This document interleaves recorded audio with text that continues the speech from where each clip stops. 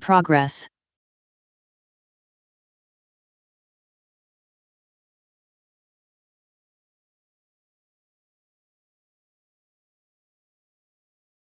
Good morning, honorable members, support staff. My watch says it's 10 o'clock, and our meeting is scheduled to start at 10 o'clock. Welcome to the meeting of the Impeachment Committee for the Section 89 inquiry. Just wanting to check with the committee secretary, Temkosi, if we do have a quorum of members in attendance. Good morning, Chairperson, and good morning to the honorable members. Yes, Chairperson, we do have the quorum for the meeting. You may proceed. Thank you so much. Thank you very much, Temkosi. Just to indicate, honorable members, that this is the ordinary meeting of the Impeachment Committee. We have two key items that we are going to be looking at, and I hope you are also enjoying your constituency period. It's the second last week of the constituency period, but ourselves as the Impeachment Committee, we continue our work, and we have always said that we focus on the things that we can control, and leave the other things in the hands of those that deal with those other matters. As you would know, honorable members, that there was the interdict hearing that was held last week at the Western Cape High Court.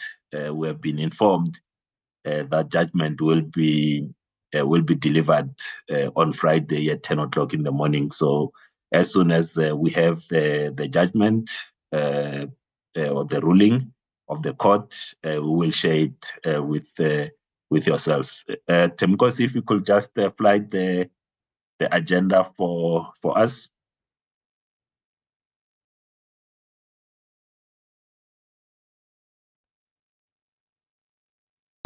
Thank you, Temkosi. So this, honorable members, this is our agenda for the day.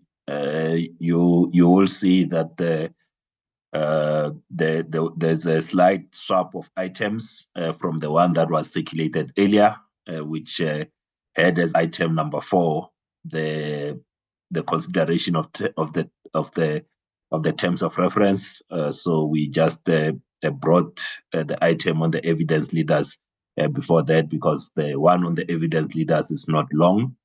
It's a short item, and we can deal with that matter as quickly as we possibly can, and then that will then be followed by the consideration of inputs on draft terms of reference. So it's just the change of orders. So we did not change the items to be discussed today. I see the end of Honorable Swart. Good morning, Chair, and morning, colleagues. Chair, we forgot to pray, but that's we can do that another time. But I just wondered whether we would go beyond the time today, given that the draft terms of reference are, the matrix is more than 114 pages. If so, I might need to tender an apology if we go beyond 1 o'clock. Thank you, Chair. Thanks very much, Honorable Swart, and thanks for always reminding me to stay true to what we had resolved in terms of the need to start our meeting with a moment of silence. That's something that I have to ensure that it happens. I see you, Honorable Litchfield. If I can just ask honorable members, as we have been diplomatically reminded that we're supposed to have started the meeting with a moment of silent prayer or meditation, as we had resolved in the last meeting. If we can just observe a moment of silent prayer and meditation, then we'll proceed with the meeting.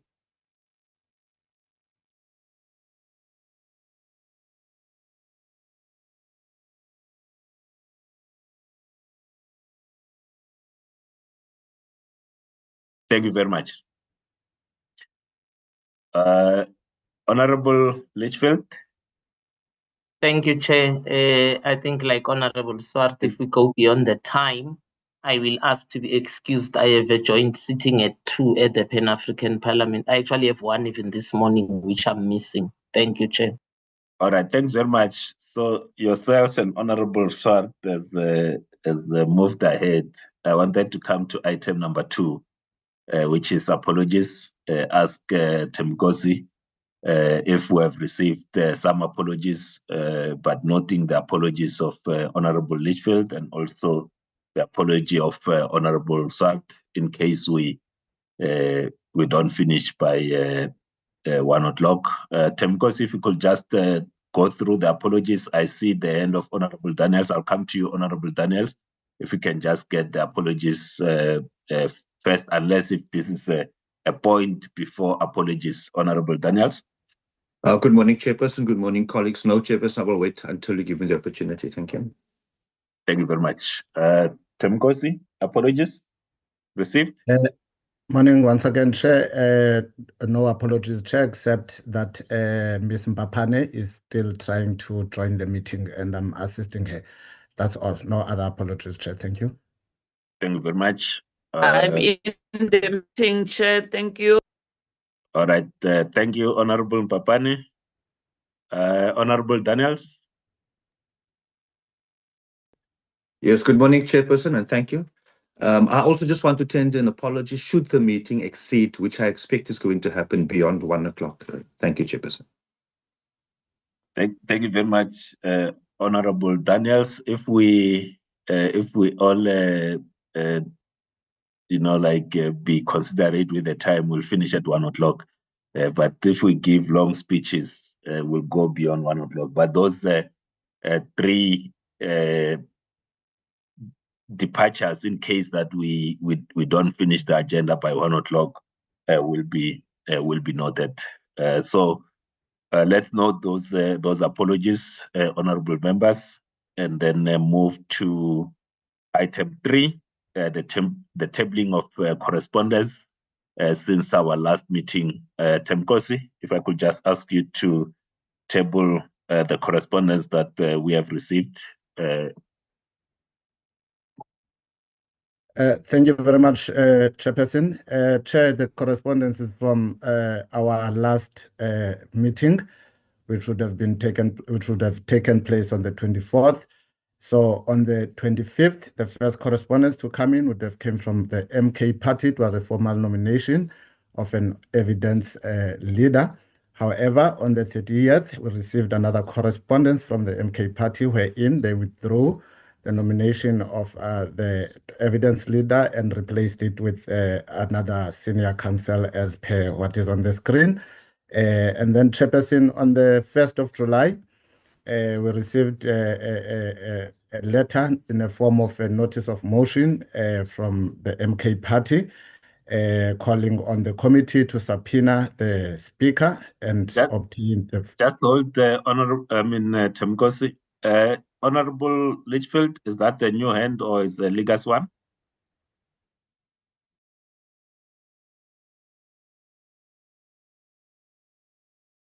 I think it is a legacy hand, Chair, because when you asked me to do correspondence, it was up already, but we'll wait for the confirmation. All right, there's no confirmation, and once we deal with this, I'll just go back, honorable members, slide back to ask that we adopt the agenda before we get to the meat of the agenda. Thanks. Continue, Themkosi. All right. Thank you, Chair. I will lower the hand of Dr. Litchfield Chabalala, then Chairperson. Yes, Chair, to proceed, then I was indicating that the motion was calling on the committee to subpoena the speaker and obtain the full unredacted legal opinions and documents relating to the President's review application to ensure transparency and enable the committee to properly carry out its constitutional mandate. The Chairperson responded to the MK Party's letter on the same day and advised that the committee's mandate was limited to investigating the Section 89 charges against the President, and that concerns regarding the Speaker's conduct should be addressed through the appropriate NA processes.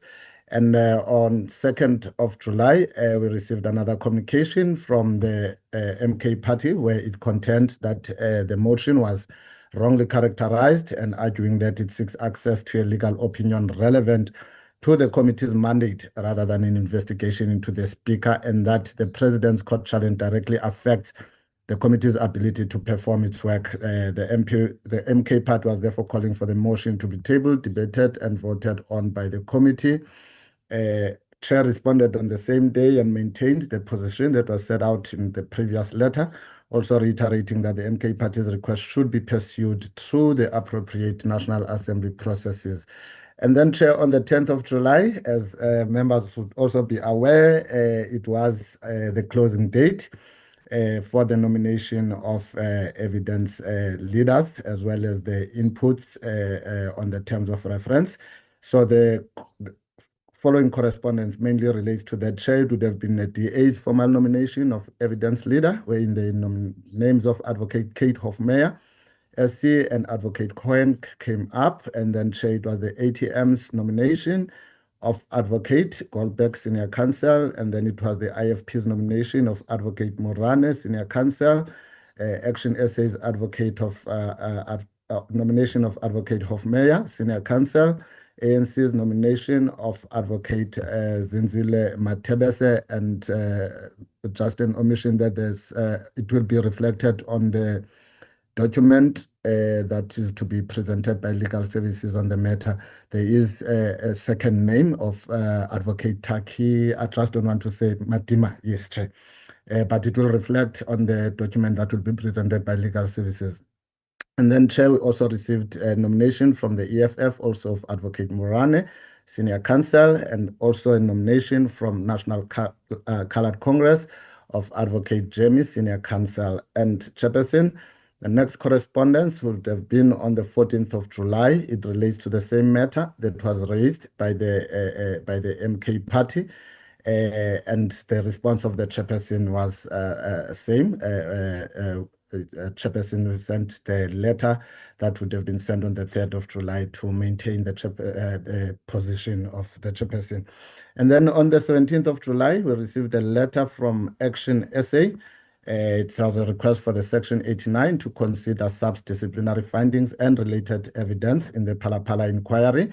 And of course, the chairperson responded on the 20th of July and indicated that the correspondence will be deposited as part of the evidentiary record for consideration by the committee in the course of its work, together with any other relevant evidence placed before it. Also, the chairperson indicated that he intends to engage with the chairpersons of other portfolio committees that would have previously considered matters relating to the Phala matter, with a view to obtaining any information that may assist the committee in the discharge of its mandate. Chairperson, that is the correspondence. It was shared. These letters were all shared with the members via email. There were too many, Chair. Sometimes when there's this number of documents, I don't normally put them on WhatsApp. So I would have shared them via email if members want to have a sight of them. Thank you very much, Chair. That is the correspondence before the committee. Thanks very much, Temkosi. Before there are questions on the correspondence, I will just ask for the retrospective acceptance of the agenda. If someone could just move retrospectively for us to accept the agenda as it is. Honorable Swart, are you moving? Yes, Chair, I move. Thank you. Thanks very much. Honorable Khakau, is that you seconding the agenda? I'm seconding, Chair. Thank you very much. Thank you very much, Honorable Swart and Honorable Khakau, for moving for the adoption and seconding. Honorable members, those are the correspondence that have been received by the committee and myself as the chairperson. I will now ask if there's anyone that has got a question in terms of the responses that will have been given to those that have written to the committee.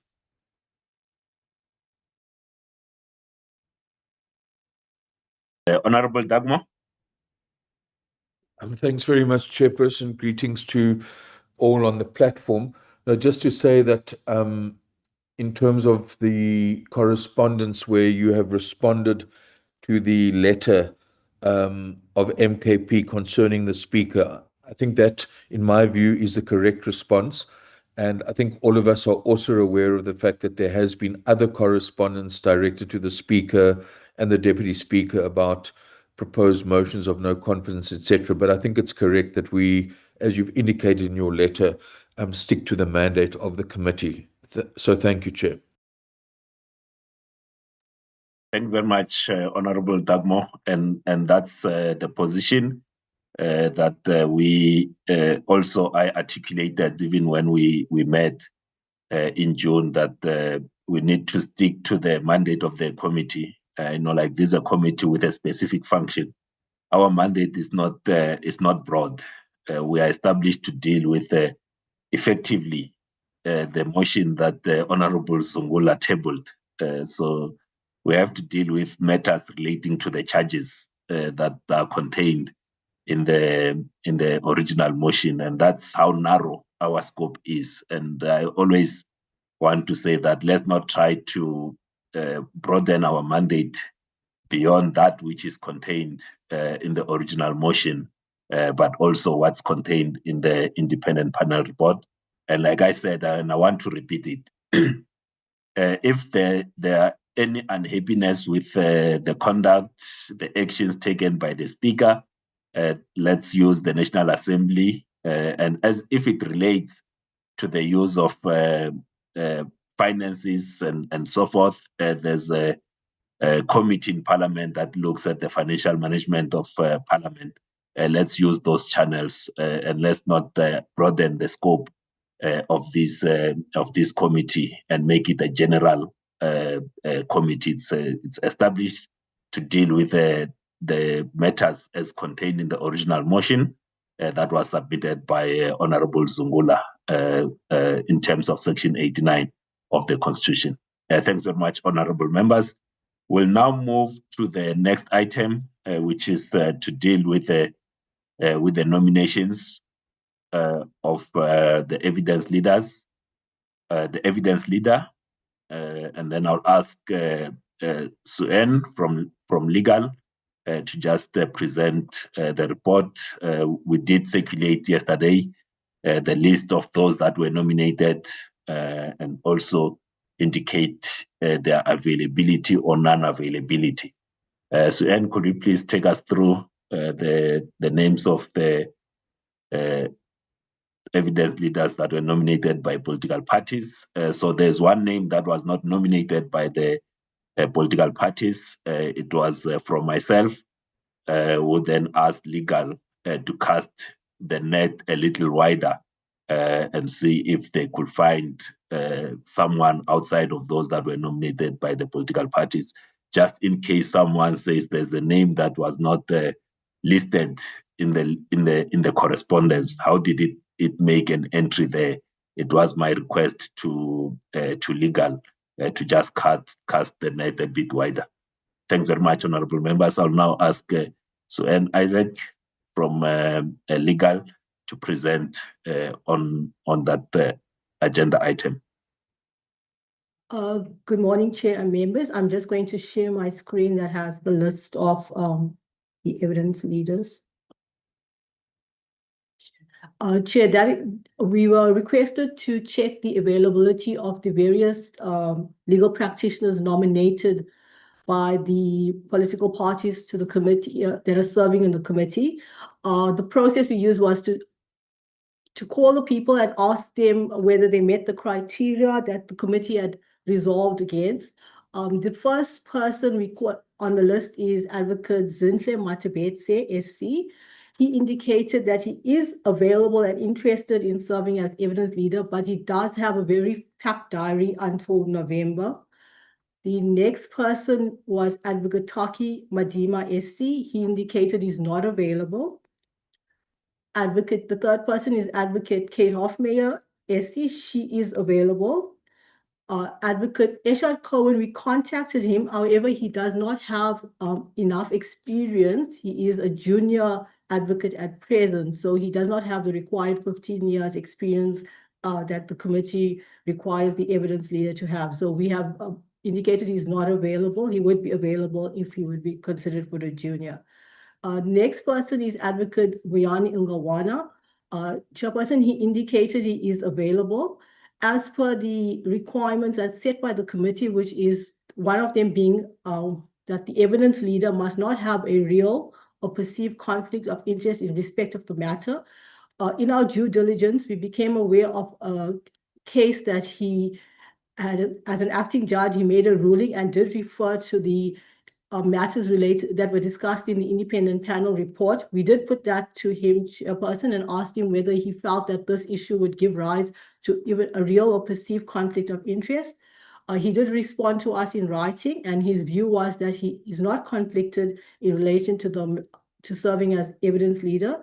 He states that he's governed by Clause 58 of the Legal Practitioners Code.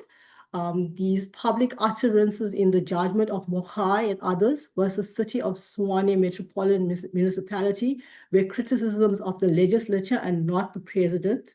And he also feels that he was vindicated by the Constitutional Court. He says that in any event, his views expressed on the Phala issue are irrelevant. He points out the fact that the evidence leader is not required to find the guilt or innocence of the president. The evidence leader will be required to lead evidence. And he also refers to the case of NDPP versus Zuma, which the court said the motive of a prosecutor is not relevant to the lawfulness or unlawfulness of a prosecution. So in summary, he's of the view that although he's made public comments about the independent panel report and matters related to Phala, he is not conflicted. The next person we contacted was Advocate Morani. He's not available. Advocate Doran Goldberg as well. He indicated he's not available. Advocate Ismail Jamie is available, and Advocate Pule Sileka is available as well. With regard to those counsel who are indicated they are available, as you would be aware, we would want council to comment in August, and most council already have predetermined dates, but the ones who are available can commence work in August while they still continue with matters they have already committed themselves to. So they will be able to start work in August. Chairperson, those are the list of the nominated evidence leaders, and the availability is indicated there. Thank you. Very much, Suen. Honorable members, that's the report based on the nominations that you had submitted, and I present the report to yourself, and you can then ask questions or make recommendations in terms of how we move forward. As you know that when we met last time, we had indicated that we'll bring the full list to the committee, the ones that are available, and then we will then make a recommendation to Parliament. As you know that we are not the appointing authority. We make the recommendations or reflections, and then Parliament will then deal with the issues of supply chain. But at all times, we committed that we'll be transparent with each other, but also with the people of South Africa. I see the hand of Honorable Mahlaule. Thank you very much, Chairperson, and greetings to you, and greetings to honorable members. Let me start by welcoming the list of evidence leaders. And I think in our respective political party work, we have done well in trying to scale it down to a reasonable number, which will make it easy for us to make a determination. I just have a concern with the issues emanating from the due diligence that was done by the parliamentary legal around the name of Advocate Vuyani Ngawana SC.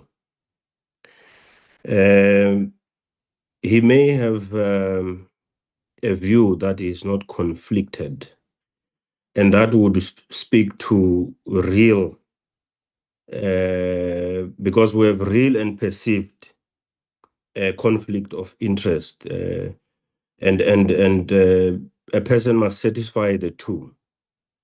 If he feels that he is not conflicted in real terms, and we come to a conclusion that we perceive him to be conflicted, I think that satisfies the view that may come to say he doesn't satisfy the issue of real or perceived conflict of interest.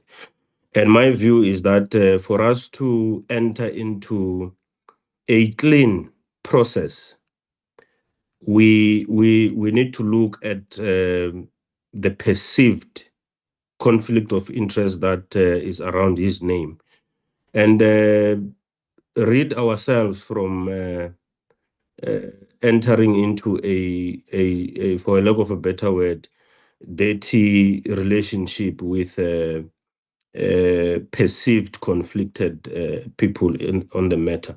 So I would propose that if it's supported, we eliminate the name and be left with names that will not create problems for us when we move forward. And that would say we are left with Advocate Kate Hofmeyer, Advocate Ismail Jami, and Advocate Pule Seleka. Now, we are meeting these names for the first time, and when I say for the first time, I mean formally. We may not know who Ismail Jami is, Advocate, and Advocate Pule, because we did not nominate them ourselves. They were nominated by some political parties. And we don't want to disadvantage these people because we have never seen them in a commission of inquiry like Advocate Kate Hofmeyer. And we want to suggest that maybe let's allow political parties to also do due diligence on the advocates, maybe extend it with a 48-hour, which is 2 days, and it will be a Friday, to satisfy ourselves that we know, so that when we engage with political parties, we don't engage from a disadvantaged point of view. And that will assist us, Chair, because you mentioned that the judgment of the Western Cape High Court will be released on Friday. Maybe this exercise may be as futile, depending on the judgment. And if the judgment says we proceed with determination. So that's my proposal, that let's extend with 48 hours, and also allow other parties who may want to nominate others, because we didn't know some are not available and so forth, to do so and move forward. There are two proposals: extension and the elimination of Advocate Ngalwana. Thank you very much.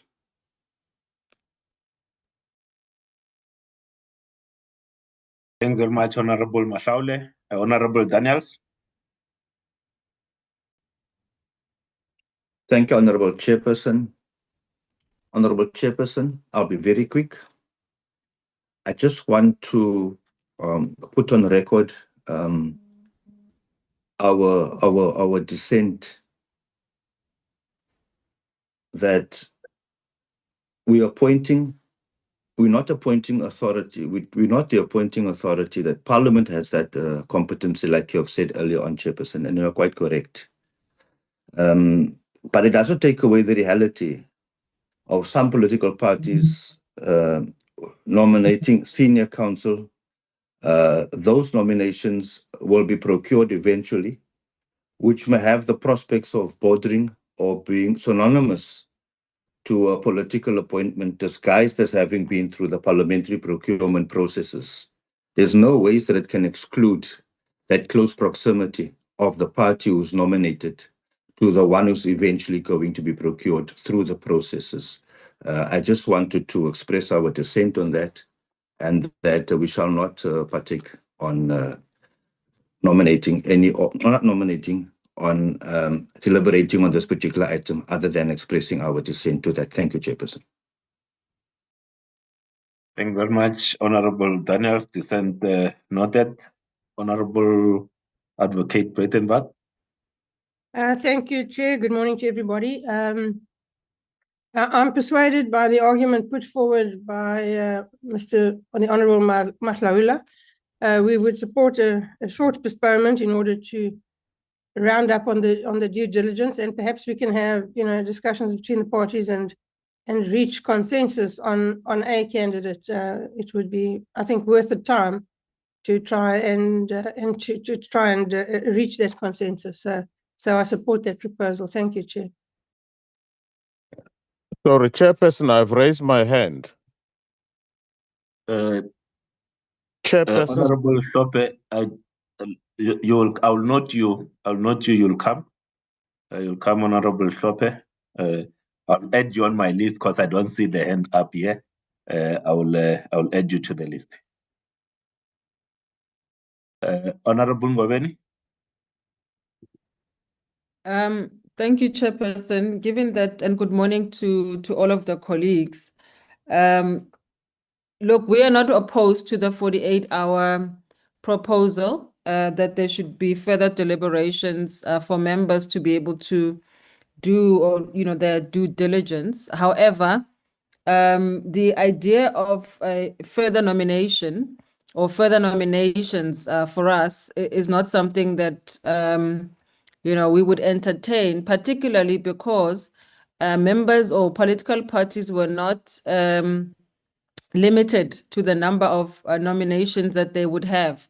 And if we are to do further nominations, then we are also going to ask for a further 48 hours for us to make our due diligence. We agreed as a committee that we were going to nominate by a particular date, which all political parties submitted to, and then we've come to this point. And now that we have to deliberate on this matter, we are asking for a further 48-hour, and that is fine at this particular juncture. But we would not support that there should be any further nominations. We've got 4 names to work with.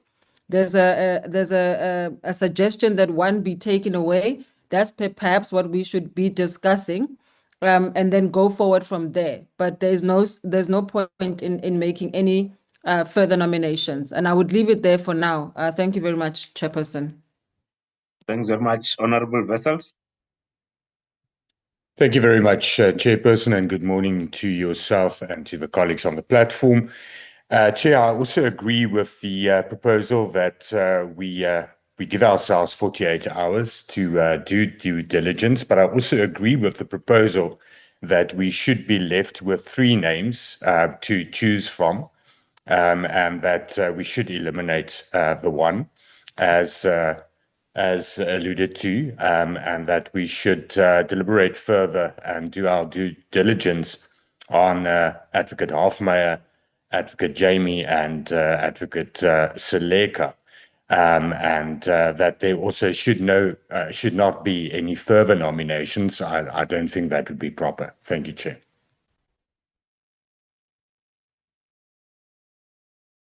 Thanks very much, Honorable Zungula.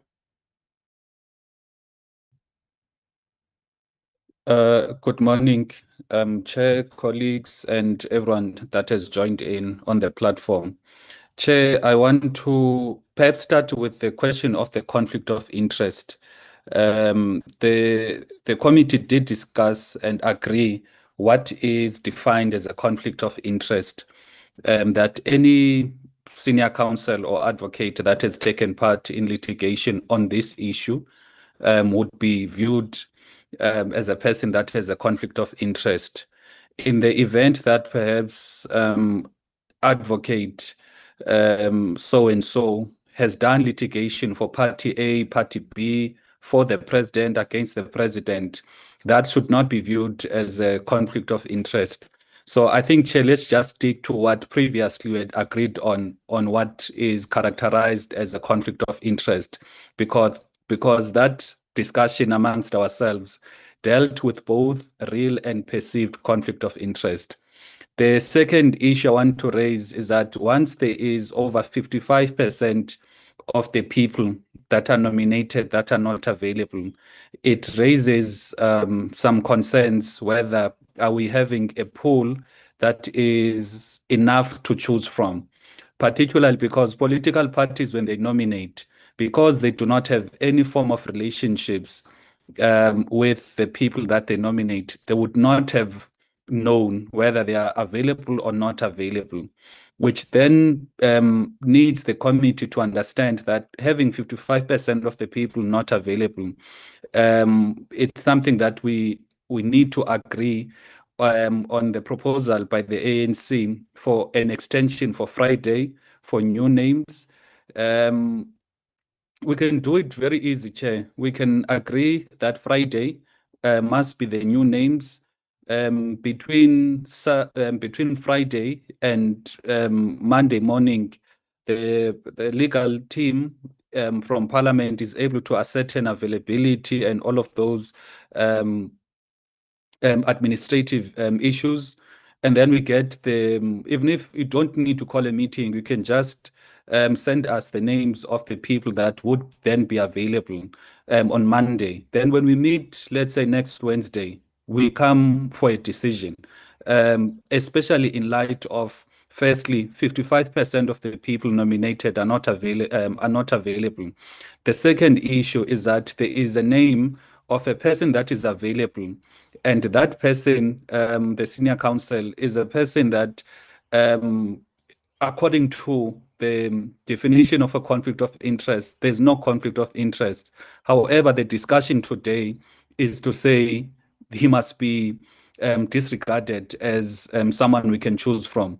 So in light of those realities, we are supportive of the proposal to move the extension to Friday with new nominations.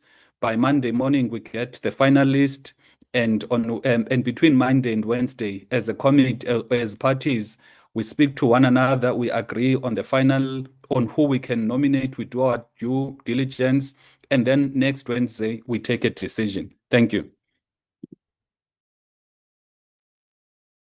Thanks very much, Honorable Swart. Thank you, Chairperson. Firstly, to deal with the actual perceived conflict of interest, the advocate refers to Section 58 of the legal practice, where he is of the view that there is no conflict of interest. But I think given the importance of this matter and the fact that every step of the way we will be under legal scrutiny and public scrutiny, I think that whilst he might pass a legal test, I think the perceived conflict of interest referred to by our colleague earlier should possibly hold sway.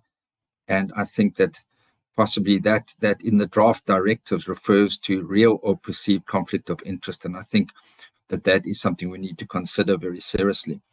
Secondly, when it comes to availability, I think the criteria should be from August, obviously understanding when it comes to senior councils, they would have matters. And I do understand the concerns that 55% of the nominated members or senior council are not available. So I would support an extension for new names, given the fact of the importance of this matter in the public domain, the fact that 55% are not available. I would support that. I also support the fact that we can then consider by next week due diligence by parties, as well as finalizing the list by next week. Thank you, Chairperson. Very much, Honorable Haarzavi.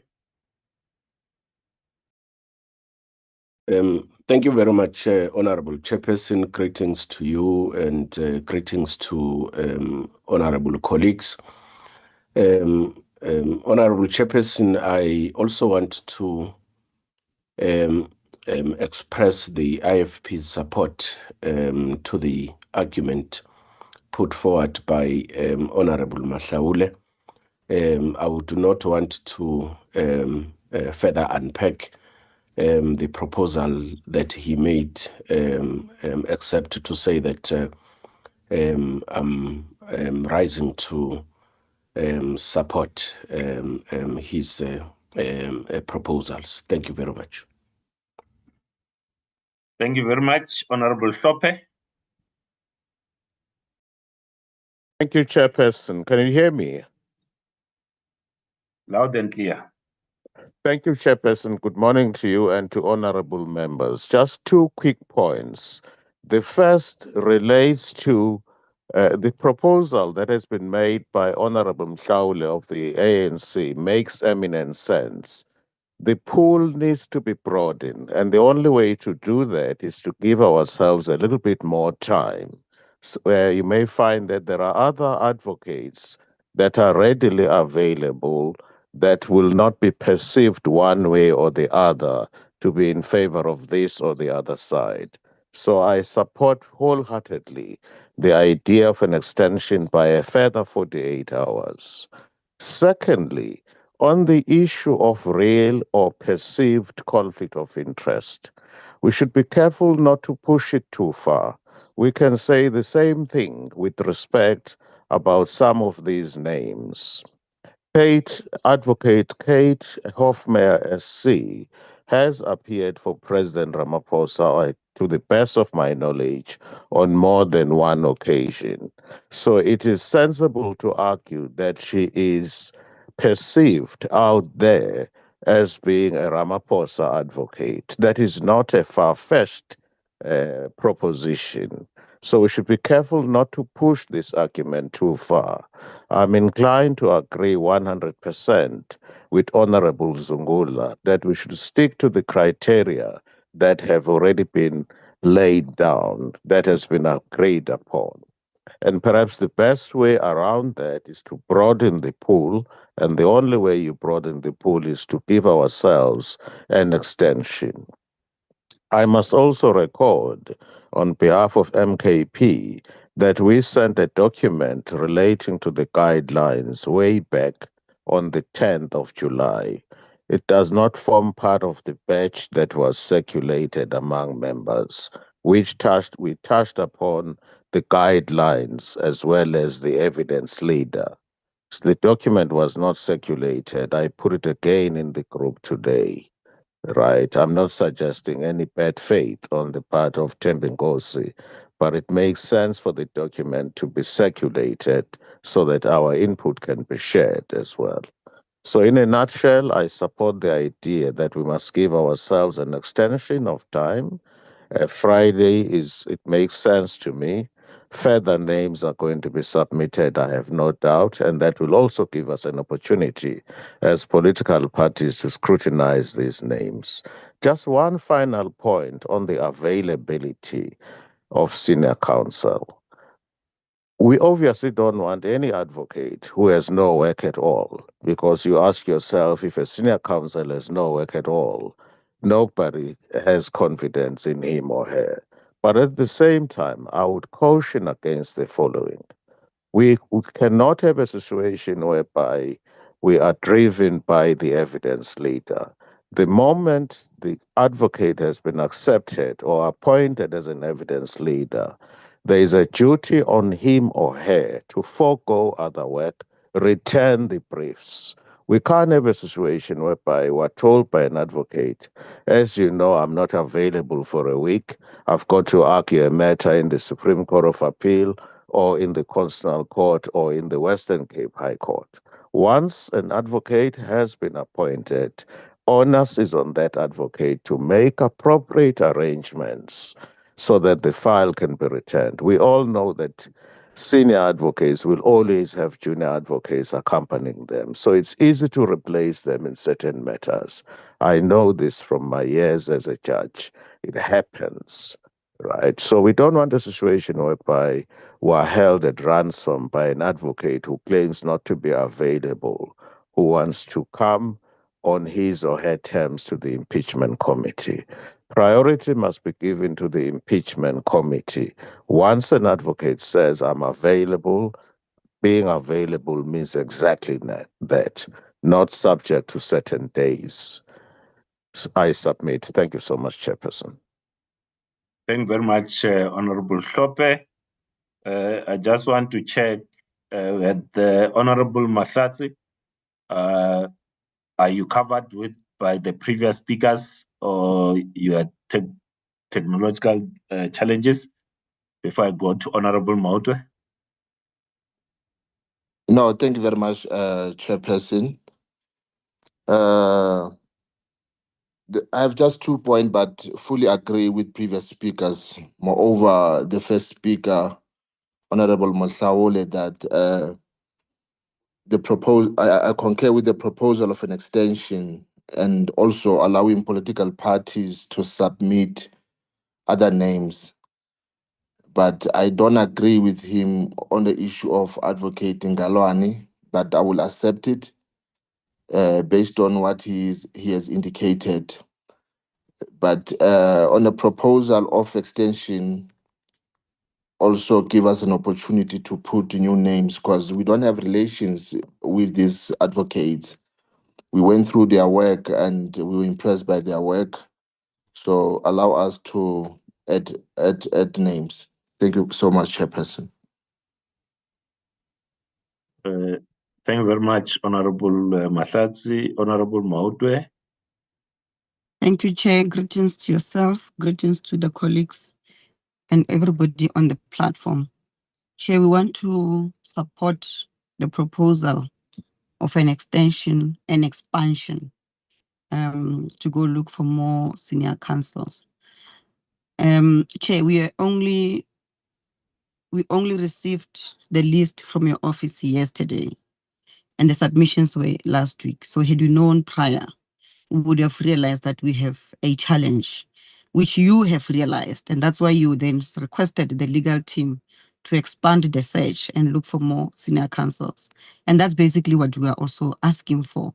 And I understand that you did not want to share us those names so that they don't find themselves in the media space and before we deliberate on them. So for that, we fully understand the reasons why you kept the names within the office and not share them with us. Perhaps when we submit now on Friday, we can agree that we then share the names so that you allow political parties to then engage one another, lobby each other, so that next week, we already have a meeting next week that we've called. So next week, when you come to the meeting, then it becomes an easy exercise of a name that has already been canvassed among political parties, and you don't have to spend so much time deliberating on the name. So in short, Chair, we support the extension, and we also support the fact that let's go and get more people, because we have an issue here. I mean, if more people are not available, it's a fact, it is there.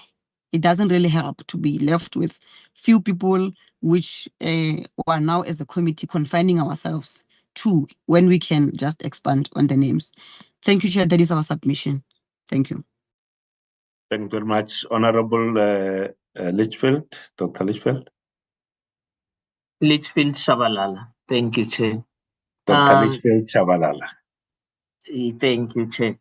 Chair, I don't want to sound aggressive, but in all fairness, I just feel that we are being muzzled here. If the legal department had issues with the MKP submission, they should have written to us prior and warned us, because then we would have gone back and said, oh, we have another candidate. But for us to come here and we are told, oh, this one is falling off and this one is falling off, we are not even in agreement, actually, by the way.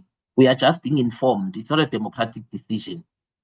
I just feel that we are being colluded against, and it does not augur well. I'm not saying that that's what's happening. Please listen to my English. I say we feel and immediately there's a feeling it can grow into a reality in our heads, and then the process is compromised. They truly should have informed us, not come here and tell us your candidate is disqualified and the process is closed. We are moving forward with the names that are given on the screen. So all the honorable members that spoke have covered me, except for Honorable Khatebe. I propose an extension beyond Friday. I think I propose a 7-day one. So I think we should agree. There are two proposals on the table. Some are saying by Friday and some are saying 7 days. I think that's what we should vote on. But yeah, I agree. What we are doing right now is a process called settling. We are settling for the names that are here because some are not available. We are not sure if that's the best of the crop. We are just settling.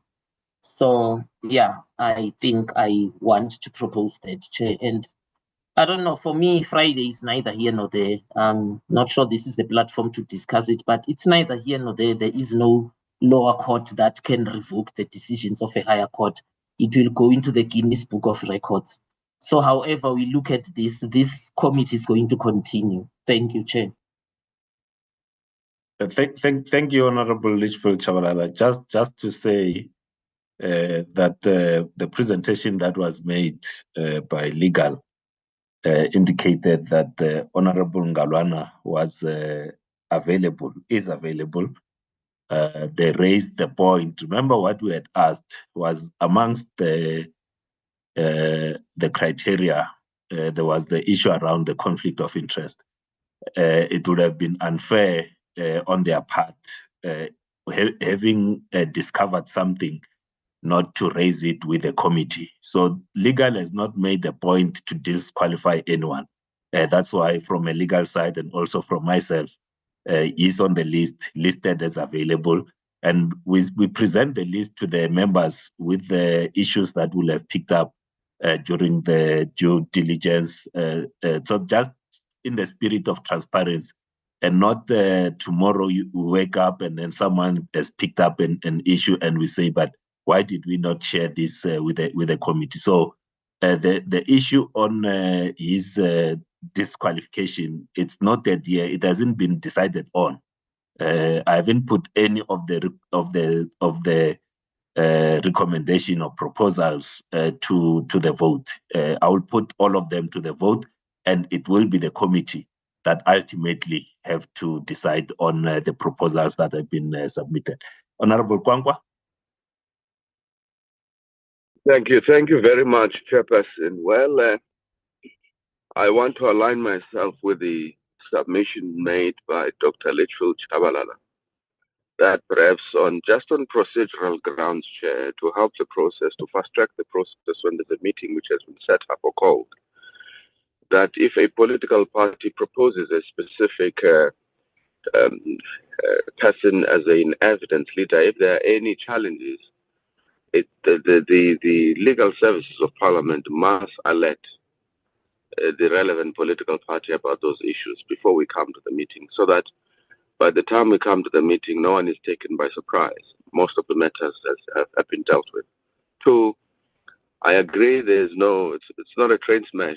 It's not earth-shattering for us to propose that we need to extend the deadline to Monday, as our colleagues have said, to say we submit the final names by Monday, and then we can meet on Wednesday to decide on who's going to be our evidence leader. So I want to support that proposal on behalf of the UDN. Thank you, Chair.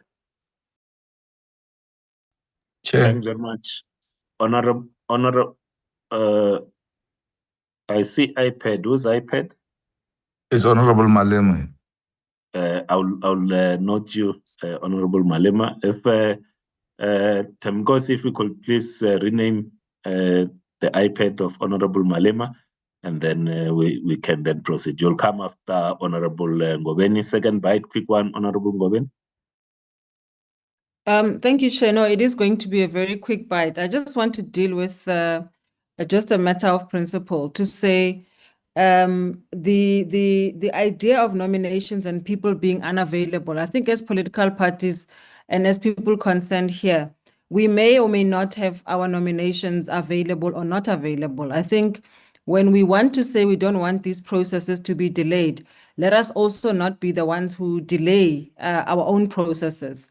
I think that we should be clear in this meeting that perhaps political parties now going forward, shall the meeting agree that we proceed with extending and also extending further nominations, can political parties perhaps submit more than one individual, so that when the due diligence is done and all of the 5 names that I will have submitted, for example, say they're unavailable, can we not re-rotate once again? Because we know that we want each and every one of our own selections to finally become the evidence leader. But as a matter of principle, let us agree that when we go forward now, after this moment, we don't come back to this moment once again, because we know that if people are really, really good, because that's who we want people who are really, really good to lead evidence in this regard, they may not find themselves being available. And so for me, it is that, and I just wanted to assert that, and also to remind the meeting that there was never a limit on how many names could be submitted. I just wanted to make that assertion and that point. Thank you, Chair. Thanks very much, Honorable Malema. No, thanks very much, Chair, and good morning. I just want to touch on 2 points which were made here. One is that you asked the staff members to make a nomination, to look for a nomination and make a nomination or something like that. That is not the decision of the meeting. You come from a political party. And if you want to make a nomination, go to a political party and make a nomination. And let's deal with that, because you are not going to have more advantageous things than all of us, where the staff members do things that we were told to do as political parties. I think because when you are there, you are for all of us. And therefore, whatever resource you use there, you're using it on behalf of all of us. This thing that the chairperson is going to look for, what knows, we didn't say chairperson, because once we say chairperson, it means it's us. So it was wrong what you did. It must not be repeated. If a resolution says political parties, let it be political parties. If a resolution says the chairperson of the committee, together with political parties, shall look for evidence leader, then let it be done like that. I think we must not have a confusion when it comes to that. The second thing, there was another illiterate input which was made here, that when a person is nominated by a political party, that person will be aligned with that political party throughout this engagement. That's so illiterate. I mean, if you know how legal practices work, you should be ashamed to even suggest that. Because let's take, for instance, Advocate Ngugai Toby. He has been representing EFF, he has been representing ANC, he has been representing different kind of people. Today, when you appear before the Constitutional Court, are you going to say this person once represented EFF, ANC, therefore they will always be aligned? It's so uneducated, and therefore it doesn't mean anything and not worth even being said on a prestigious platform like this one, Chair. But otherwise, I agree with almost everything that comrades have suggested, especially that we submit the names Monday. And I will suggest that when names are being suggested, let them be pushed to other political parties. If I say, I nominate so and so, obviously I'll send to you and your staff members, Chair. And then your staff members do not have to wait for Monday. They just have to send to all political parties. Please find, or you can drop it in the group, please find the EFF nomination for evidence leader. So that we don't see those things for the first time. When we come, we all had an opportunity to make a preliminary investigation on these individuals. Thanks. Thank you very much, honorable members, and thanks for the inputs. So there were a number of proposals. One that seems to be finding a lot of favor is that there's an extension insofar as allowing political parties to submit further names, but there's a disagreement or varying takes in terms of what the deadline should be. with those that the original proposal was 48 hours, which means it's by end of business on Friday, which allows the legal team to check availability and also due diligence, and to have that report both in terms of availability and any matters of due diligence to serve to be submitted to members by Monday, so that by the time we meet on Wednesday, at least members have had sight in terms of who's available, who's not available, but at least 48 hours before the meeting. So that's the first proposal. The second one is that the nomination be closes on Monday, as I hear you correctly, Honorable Malema, that it closes on Monday as the second one. And there was one which was asking for 7 days. So having accepted that the majority of members are agreeing on the extension, which deadline would you then propose to be the one? Having gone through this together with legal, I will say that the 48-hour allows enough time for legal to reach out to the evidence leaders nominated and get back to the members by Monday. If we push it to Monday, we might get here on Wednesday and ask for further time so that there's internal lobbying of within political parties. And I will maybe suggest that we take the 48-hour until Friday, but I'm open for those ones that feel that it should be Monday to indicate as such, unless we're happy with 48 hours until Friday 4 p.m. and give legal the weekend and Monday morning to check availability. At times, it's not as quickly as the making a call because the senior councils that will have been nominated also need to check their diaries to ensure that they give the right information. It might not be possible over the weekend. That will be my submission, but allow Honorable Malema, if I think it was yourself and Honorable Kwankwa that suggested Monday. Is it fine if we put it for Friday, 4 p.m. as the closing date for further nominations?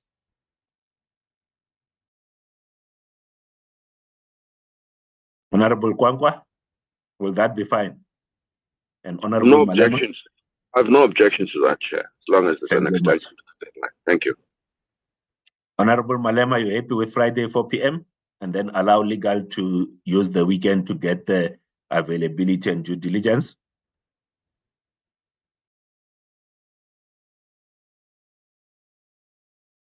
I will.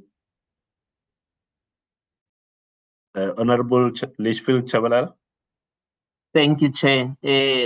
Seeing that they are going to use the weekend anyway, for us that wanted Monday, could we say by Friday 1800, not 4? I mean, what are they going to do between 4 and 6 anyway? You can just give it till 6 that evening.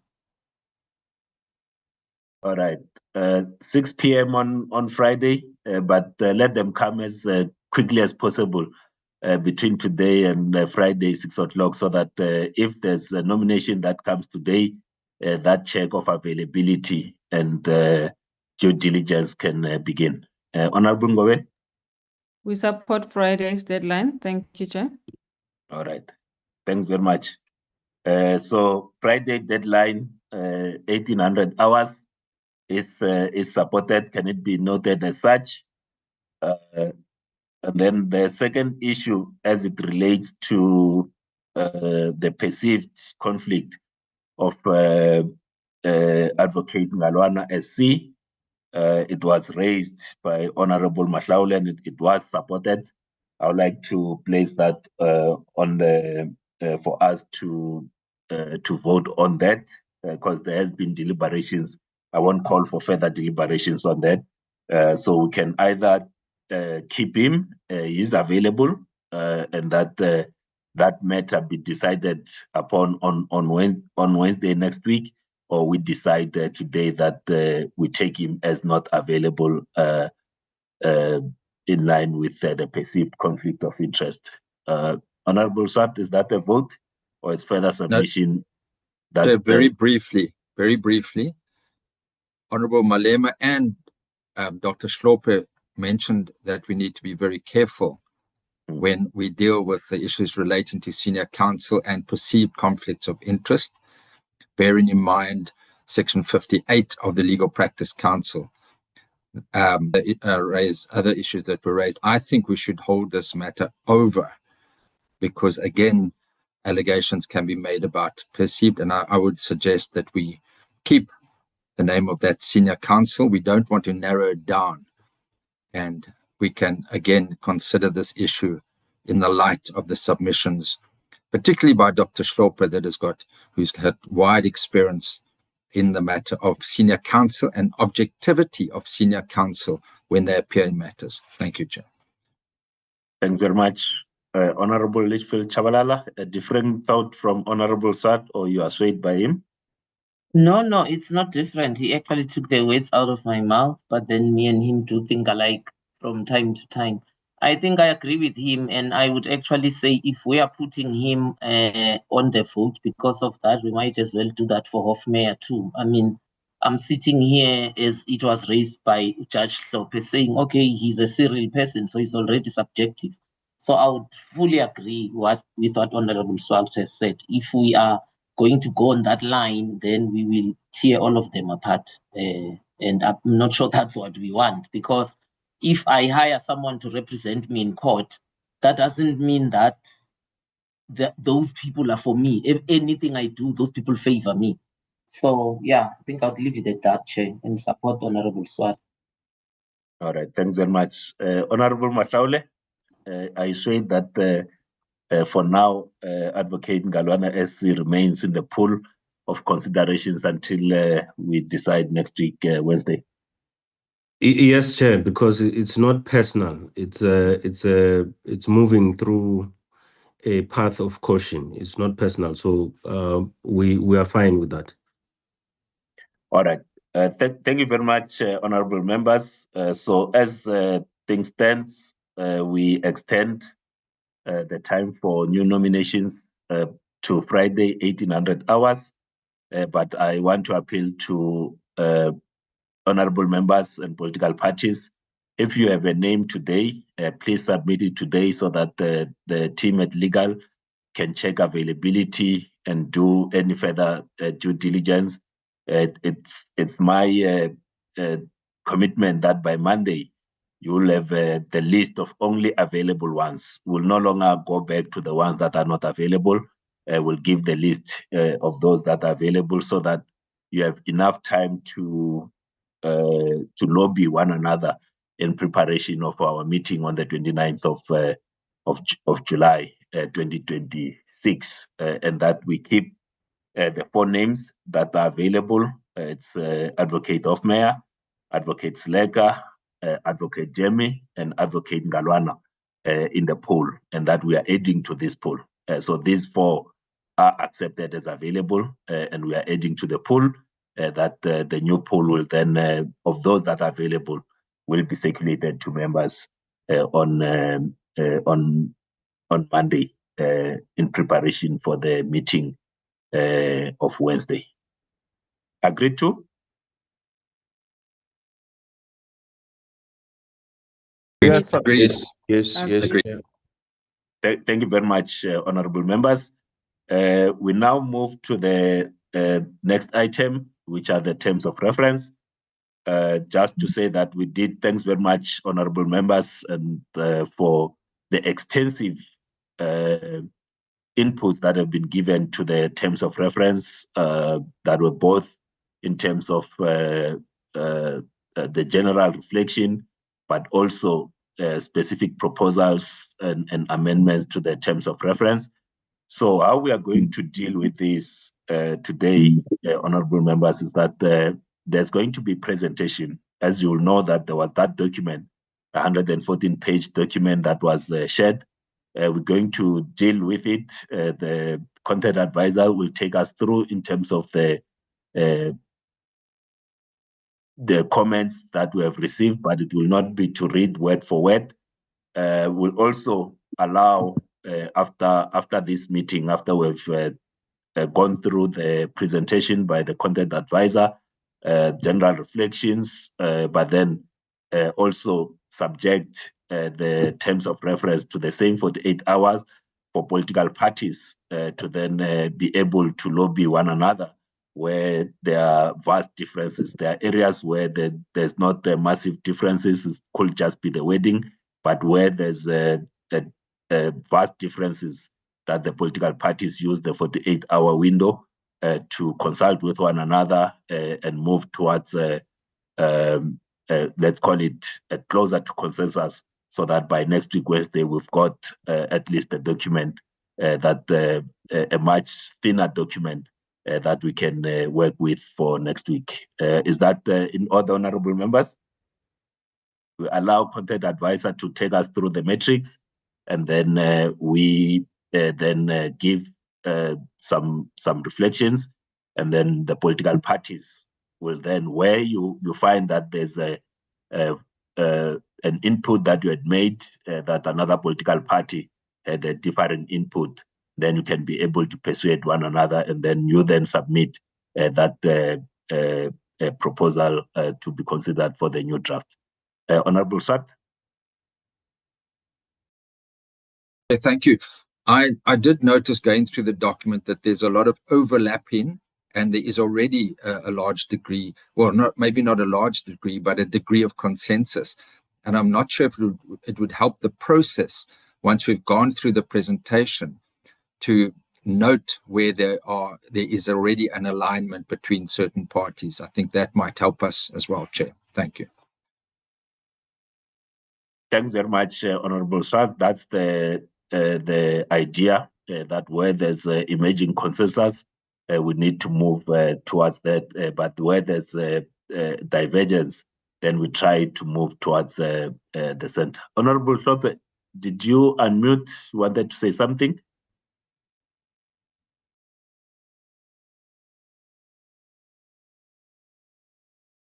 All right. I'm so sorry, Chairperson. My technology, I'm challenged here. I didn't want to say anything. I will speak in due course. Thank you, sir. Thank you. All right. Thanks very much. Is the advantage of old? I nearly said old age, but it's maturity. It's maturity. Honorable Dagmo. No, Chair, thanks very much.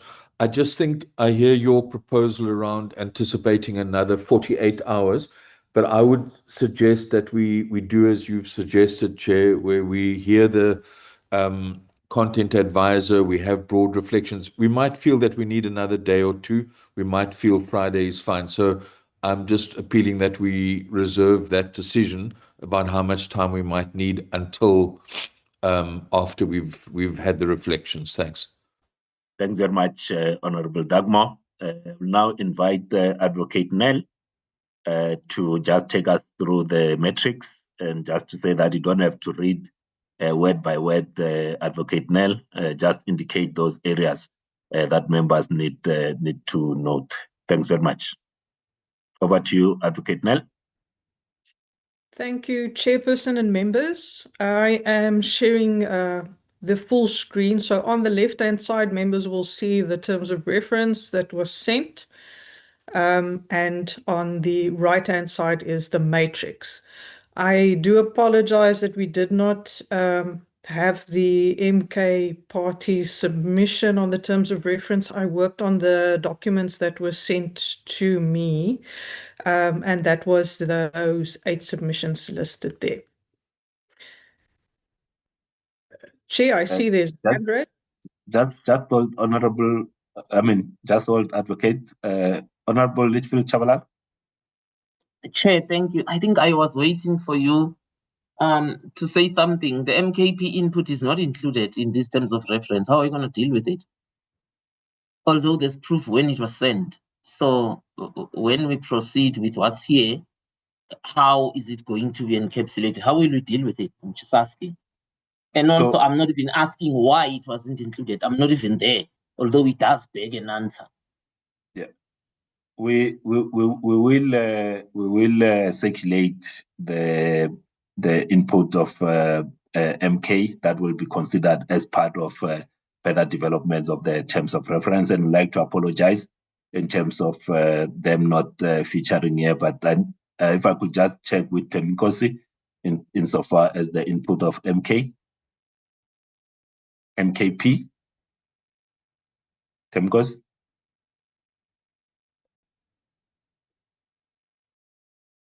Thank you, Chairperson. Good morning once again, still morning. Good morning once again, and good morning to honorable members.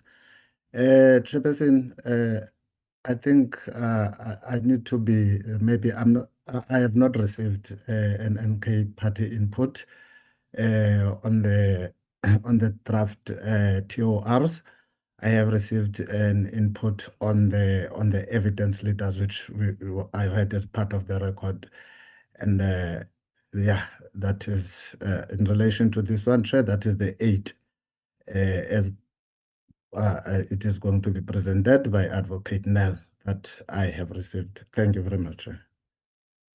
All right, can we just double check Temkosi together with the MKP, see where the line could have broken, but we'll circulate as soon as that line is unblocked to honorable members, and it will form part of the next round of the inputs. And I'd like to apologize if the error is on our side. We'll correct it. Is that fine? Can we proceed with this letter as we investigate where the document could have been sent? Because it's possible that the document that you're referring to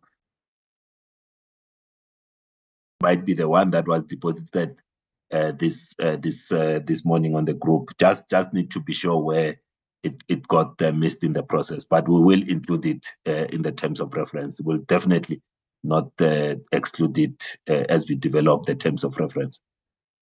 Thanks very much. Advocate Nell, please proceed. Thank you, Chair. Then, following the discussions last week, Chair... Just hold. Honorable Litchfield Chabalala.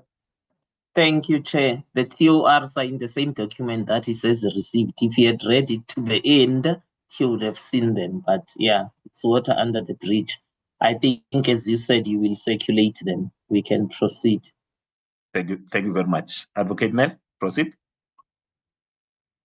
Thank you, Chair.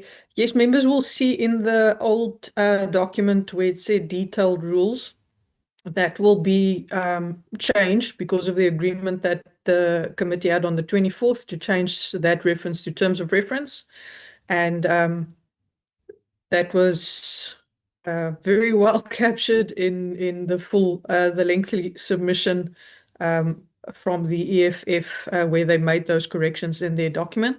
So that was a standard that was already agreed to on the 24th.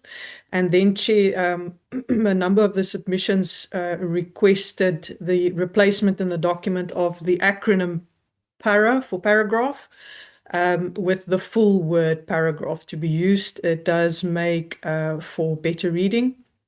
And then, Chair, there were different views expressed, especially regarding the time allocations. I will get to those when we get to that paragraph 16 or chapter 16, as I indicated it in the matrix. That's different proposals on the timeframes for evidence leaders' presentations, as well as members' questions. Chair, that first section, as we indicated, it's just the general comments. There was additional proposals, which we will consider last once we've gotten through the content, but I just captured them first in the matrix so that we have them all there in the up front. Some additions proposed by the ANC and then also by the EFF.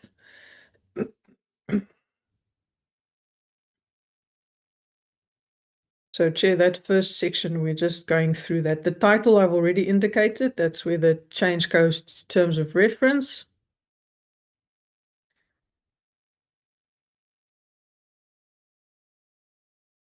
And that is also supported by the IFP submission and the consequential changes that need to happen. Chair, then getting to the definitions, the first proposal in the definitions or for the definitions is a request to add a definition for sufficient evidence and prima facie evidence. So that was the first proposal we had. In terms of the ATM's proposal, that the definition for relevant motion should be amended.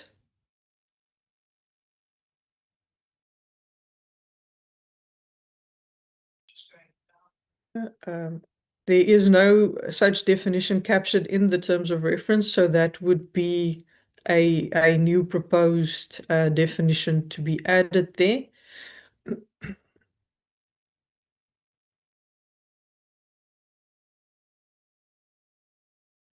then also a definition for impeachment motion to be added in terms of that definition proposal.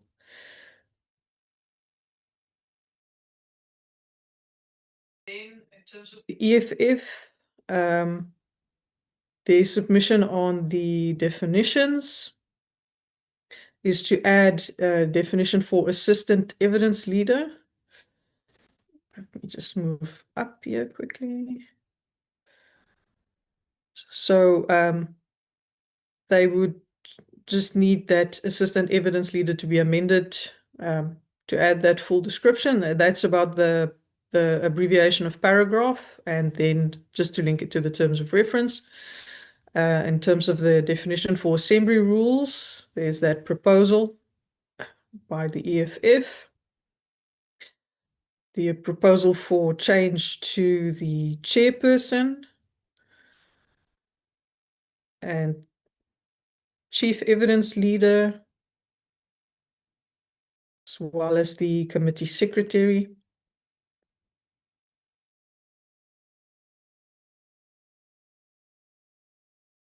The definition for day, Chair, I think it's the capitalization of the word day, because in the terms of reference, it's a small letter.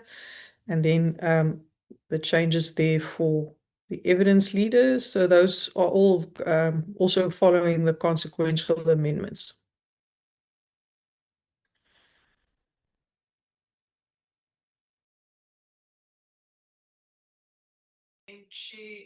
Also, some changes proposed to General Section 89 rules definition. That is more linked to that footnote as well. Then some changes there to hearsay evidence. Again, that's capitalization as well. Proposed changes to Impeachment Committee, the panel report,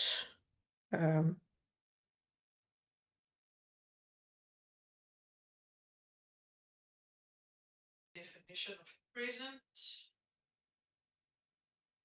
president's representative.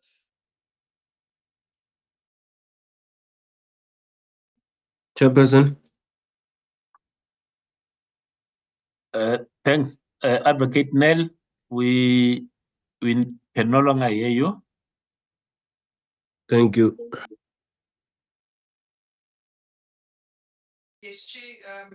After the president's representatives definition, there's the Section 89 inquiry definition, where there's a change proposed, as well as the Section 89 terms of reference.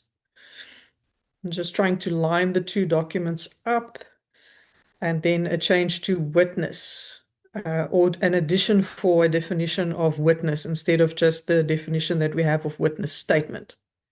So the additions here, Chair and members, is for witness, forensic investigator, and the customs control expert. These two definitions also link with the additional clause that the EFF proposed on these two appointments, which currently the terms of reference doesn't specifically make provision for. Chair, and then just further definition amendments is from the IFP that policy holidays, where that was a spelling error that needs to be corrected to public holidays, and from the NCC a definition on what would constitute sufficient evidence.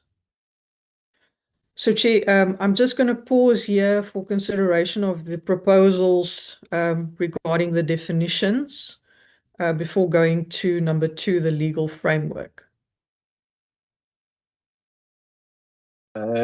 Advocate Nell, you can proceed, and then we'll take the reflections later on. Will do. Thank you, Chair. Then for the second chapter or paragraph of the document, Chair, is the legal framework. On this one, Chair, there's a lot of references to legislation as well as the rules of the House. So we must just be cautious when we are proposing amendments here that these amendments do not seek to amend legislation that is currently in place or the House rules, because we cannot amend those House rules. But the first ones that we had is from the ACDP. These are additions to the full set of the legal framework. Current ones are only 2.1 to 2.6. So they propose a new 2.7, 2.8, and 2.9.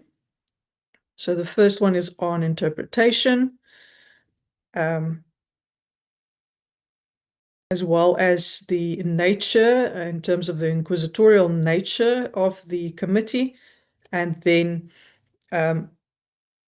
the interpretation applied in a manner that facilitates effective discharge of the NA's constitutional responsibilities. So those are proposed additions to the legal framework. In terms of the ANC submission, they supported it as it is.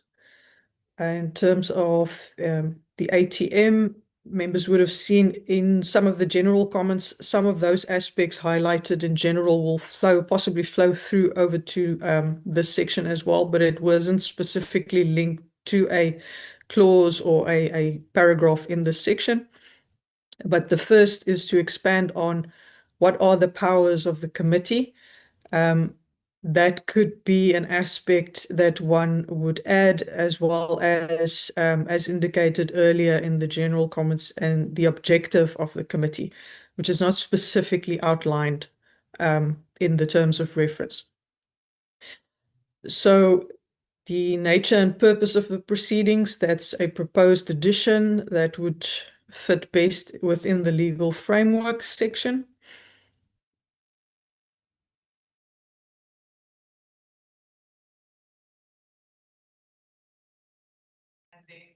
Happen if there's an abuse of the proceedings. The constitutional threshold consideration would also be an addition to this portion. If members feel that the references to the Constitution in the terms of reference as is in 2.1 and 2.2 and 2.3 and 2.4, 1 to 4, if those do not sufficiently cover what is proposed in this proposal by the ATM, this is what we need to make sure that they align, that we're not adding additional powers, but that the powers are reflected or sufficiently captured.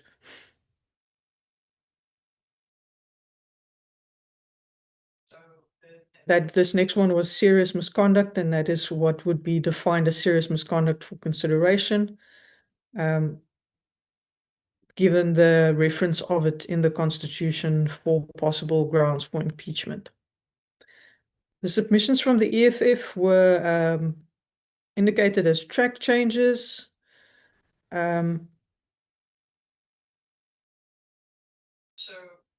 In terms of this one, members will see the blue line there between 56 and evidence based on the EFF submission. That's a spacing that has to be corrected.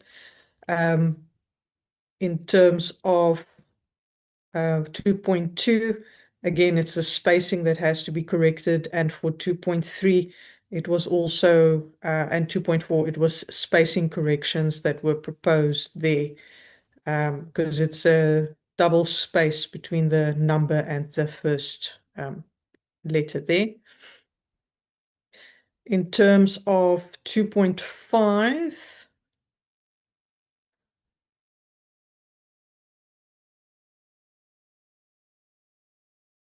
we'll see this is taken as the definitions from the rules.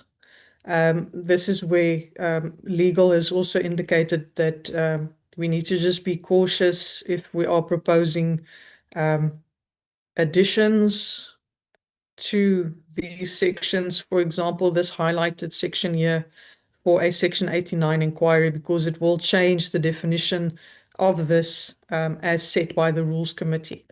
And I think legal can better cover those aspects, but it's just to keep in mind that we must be cautious trying to amend the Rules Committee's definitions. And then, Chair, they also proposed an addition of the footnote number 4 to be added there to refer to that case law.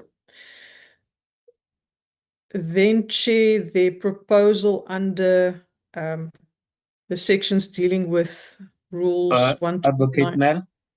Yes, Chair. If you could just pass through. So this 2.5 is the rules as adopted by the National Assembly. So this will be replaced by the actual rules that were adopted by, or amendments that were adopted by the National Assembly.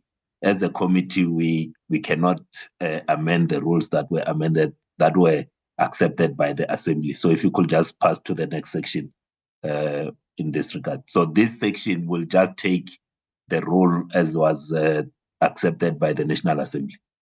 Thanks. Will do. Thank you, Chair. Chair, the IFP's addition there on the legal framework aspect, it's just that they don't believe we need to restate the terms of reference because it's already operational in law. So there's differing views. Some parties want more information, more citations, where other parties say, since it's already there, we can just refer to, for example, the Constitution or the rules. We don't need to list all of it in the document. In terms of the submissions by the Patriotic Alliance, it's, again, linking up to the rules, but this one is more in terms of what the committee needs to confine themselves with. So that could link up with the proposed additions of the objective of the committee. Then presentation of the case. This is the sequence of how evidence will be presented. So this could be an addition, or this can go to section 16 or paragraph 16, where we speak to the evidence matters. The inquisitorial approach is just to make sure what that definition rolls through, and what does it mean to follow an inquisitorial approach. So, Chair, that was section 2. Section 3 is on the composition of the committee and the appointments of members. In terms of the ANC, again, because this is provided for in the rules, they indicate that it's not necessary to have it in the terms of reference. The EFF indicated the amendments to 3.1, and then they subdivided it with reference to the rules. So in terms of the EFF submission, it's to add those references to the rules. that are applicable for the composition of the committee. So 3.1 will then expand according to the presentation with 3.1, 2, 3, 4, and 5. Then the term of office for the committee, they are providing a longer provision for that 3.2. So that is number 3. Looking at the meetings and quorum, the ANC again has indicated that it's provided for in the rules, not necessary to expand here. The ATM may have some of the general comments that were indicated above under general comments in terms of how the meetings will be ran and the flow of the meetings that can be considered either here or under number 16.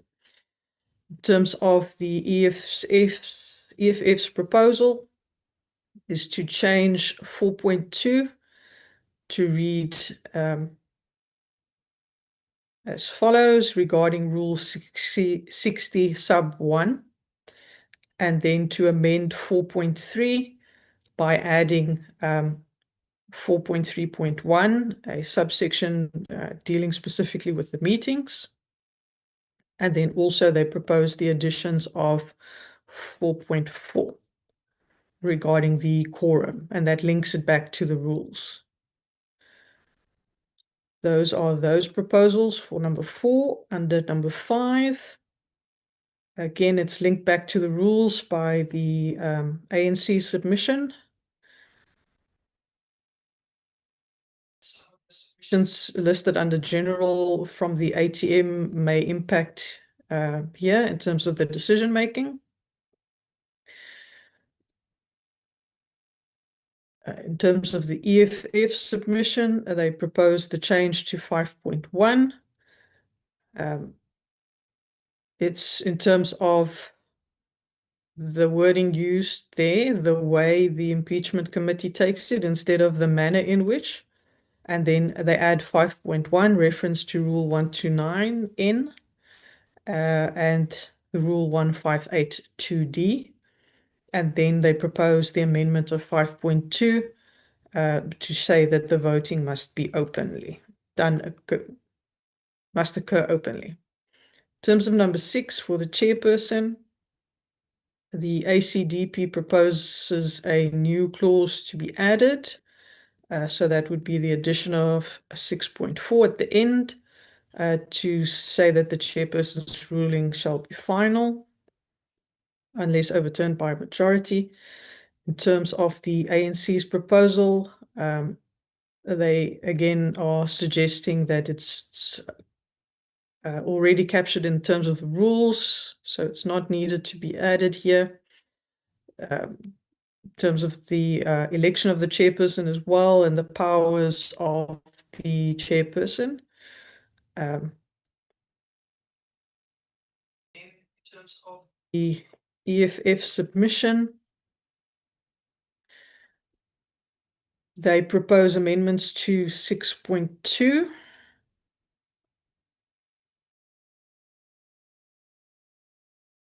It's mostly again regarding paragraph and terms of reference being added there. Amendments to 6.3.2. So they have incorporated 6.3.2.2.1 and 2.1 and 2.2 so that it makes it a little bit they give greater explanation in 6.3.2 and expands in there. For 6.3, they make proposals for 6.3.1 and 3, sub 1 and 3. Again, that is the terms of reference in terms, instead of saying inquiry rules, and 6.3.4 is a paragraph amendment. Then for the committee secretary, Again, from the ANC, it's overtaken by events. In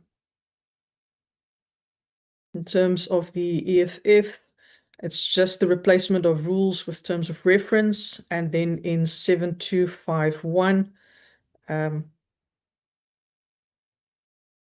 it's that addition of, or that replacement, taking out so as to and just making it possible to facilitate. Then under the chief evidence leader, the ACDP proposed insertions in 8.1.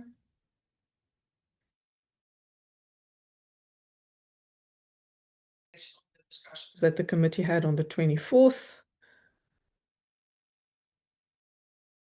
And then also for 8.7,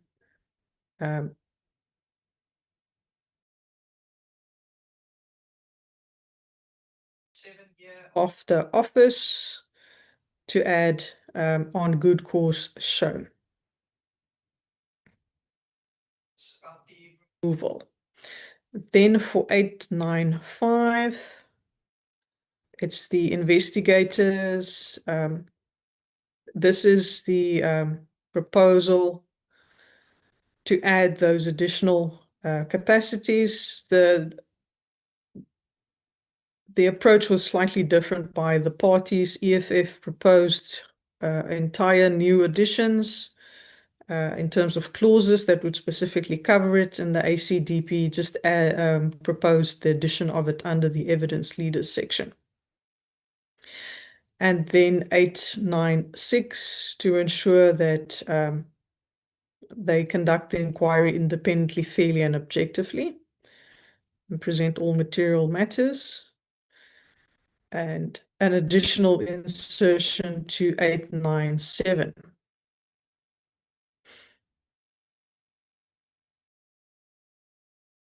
That's on participation by persons in the committee, witnesses being questioned, evidence being submitted, and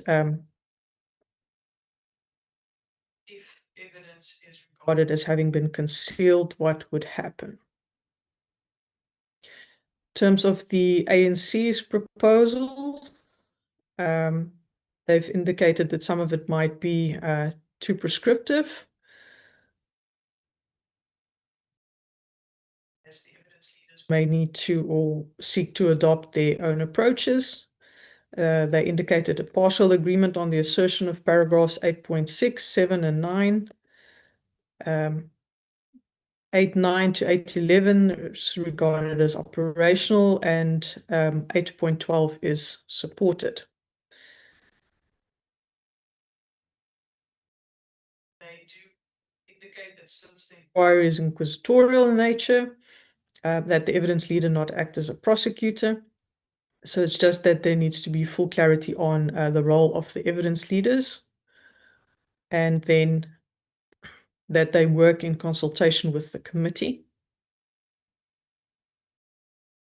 and that they do not limit the right of the members to put questions. In terms of the ATM's proposal, again, there's some tenets that needs to be filled by the evidence leaders in terms of their work, that they need to assist the committee, lead evidence as outlined there in those bullet points.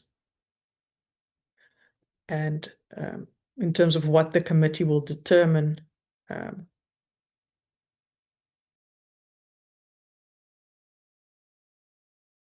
appointment of the evidence leaders.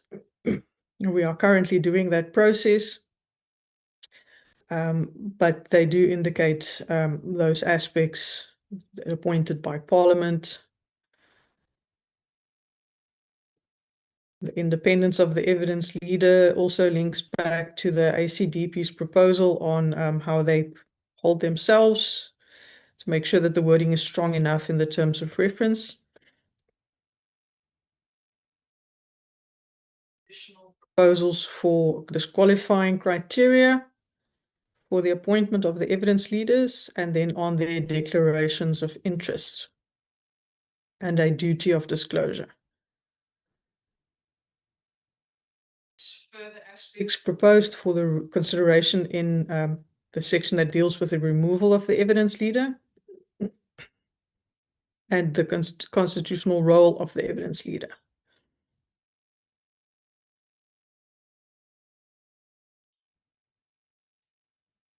In terms of the EFF submission, there are quite a few numbering and content changes proposed, and those occur from 8.2.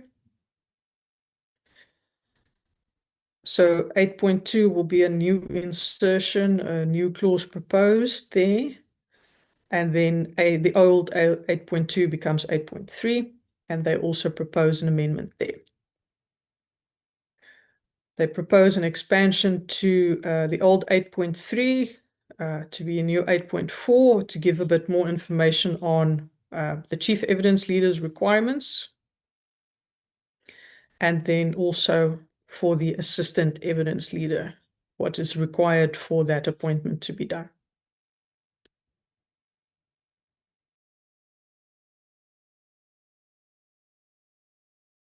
Just on 8.6,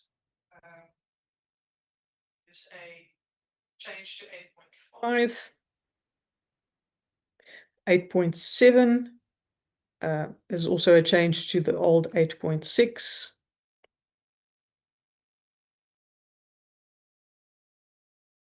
The 8.8 also speaks to the old 8.5. So it's quite a few additions made there, or proposals made there by the EFF to expand on this particular clause.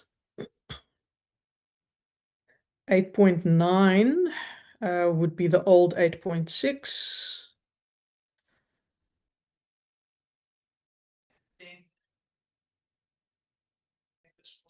I'm just going down because that's again in terms of reference change in 8.10. The functions can be expanded by the committee from time to time. And then upon their appointment, the old 8.9 is reflected under the EFF's 8.12.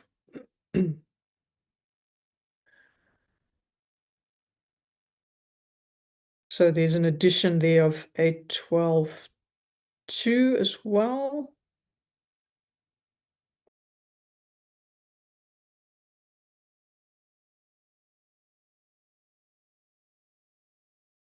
The 8.12.2, which is the old 8.9.2. They proposed the additions of number 3 and 4 as well. And then splitting 8.12.4 into 3 separate extensions. So the EFF's proposal expands the evidence leaders clause significantly.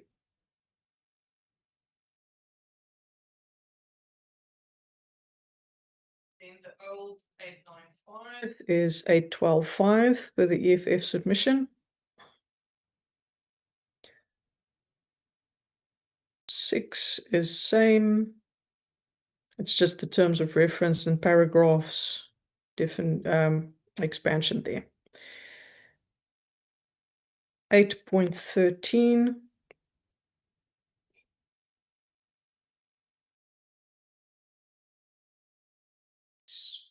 8.13 speaks to the old 8.11.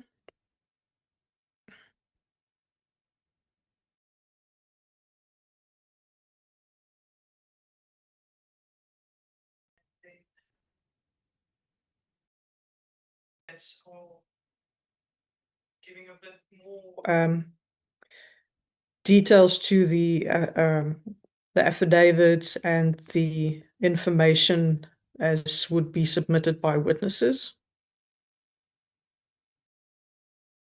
And the numbering and labeling of exhibits and annexures, which was also there in the terms of reference. The old 8.12 is now 8.14.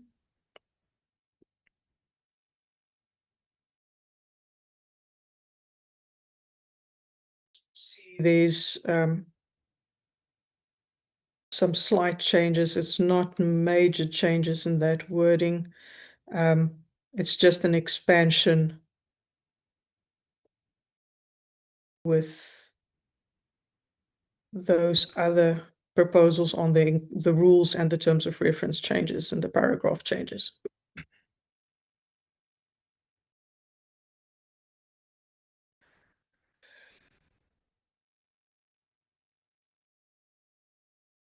So that goes up until 8/14/42.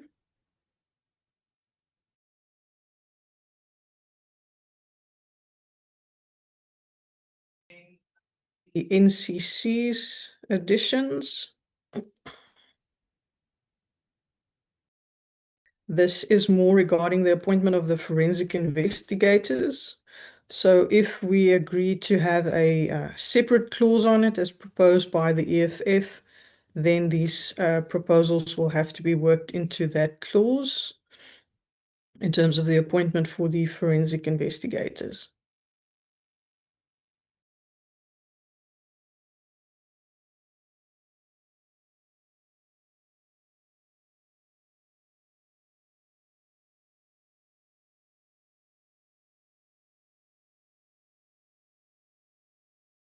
Section is the president's representative. So there is, again, where there's references to the rules, there's a proposal that it's not needed. It's already in the rules. Correspondence to be dealt with administratively.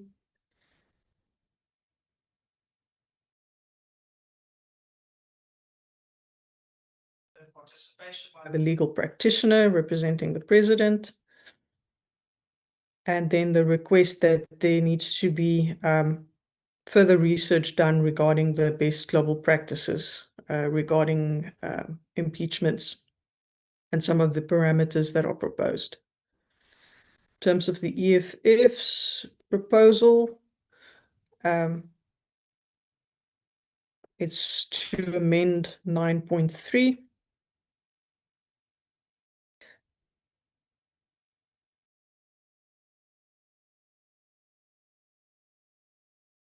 It's just that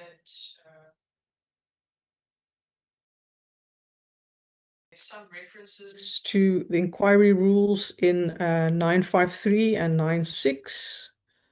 That's just consequential amendments due to the changes of inquiry's terms of inquiry to terms of preference.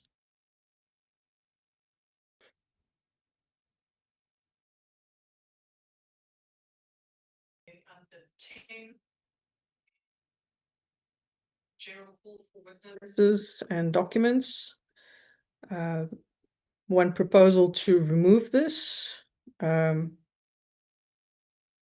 because the evidence leaders and the committee identify the witnesses and the experts to be called, and the general call can be dealt with according to section 59 of the Constitution.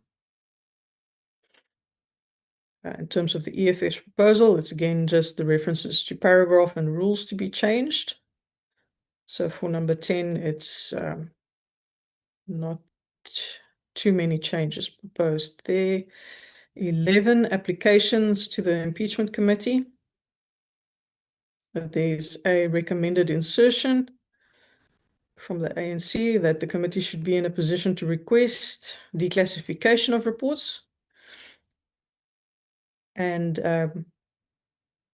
when witnesses are providing evidence that are linked to classified information, what should be done in that instance. In terms of the EFF's changes there, again, it's terms of reference and paragraph amendments, and they propose the addition of a new 11.3. So it will change this 11.3, that it will be done after consultation and approval by the majority of the committee. In terms of meetings of the Impeachment Committee,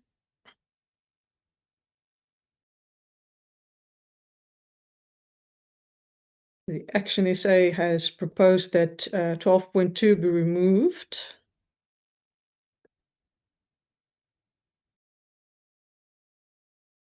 And in terms of the ANC's proposal, consultation with the committee and not accord the chairperson unilateral decision-making rights. And then amendment of 12.2, removing on their own accord, to make sure that that's done with the consent of the committee and consultation with the evidence leaders. They also propose the removal of paragraph 12.3, as the NA rules cover that provision, and they would support 12.4, 5, 6 to 9. Then in terms of the EFF submission,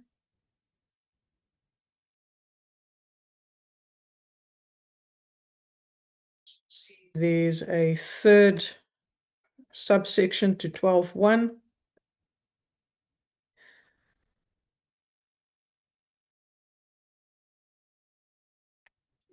In 12.1.1 of the consultation with the president's representative, so that the focus is just on determination by the chairperson and the committee as well as the evidence leaders. Then for 12.1.2, again, that it would be held in the public, and the specific allocation of the venue is proposed to be the Good Hope Chamber. And then the addition of number 3 is regarding possible virtual hearings of evidence. Then for 12.2, they also propose an addition, or at least a change. For 12.2 and 12.3, there's changes proposed.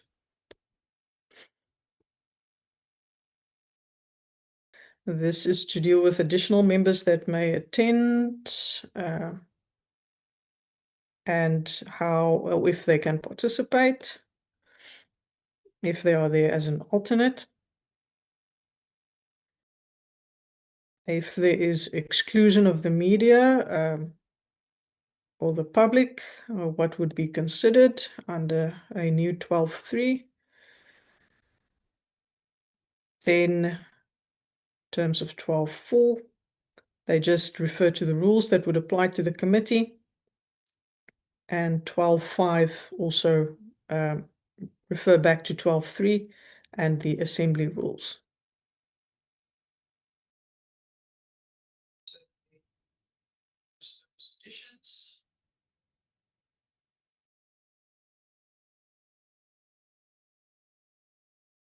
In terms of the input further from the NCC, limited sessions being in camera, continue with openness and transparency. In terms of media coverage, number 13, ANC supports 13.1, proposes removal of the remaining provisions, and Rule 167 covers the hearings of the committees. In terms of the EFF's provisions, there's a few changes. So it's to quote Section 21 of the Powers and Privileges Act, as well as 27.2, not just refer to them. And then 13.2, obviously consequential amendments to the numberings. And then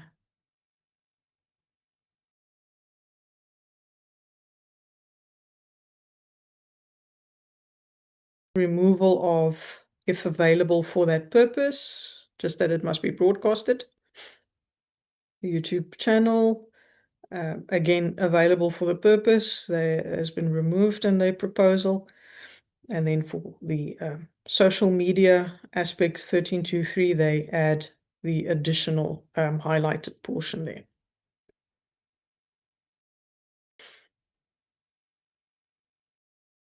And the NCC's one is also that limited in-camera proceedings.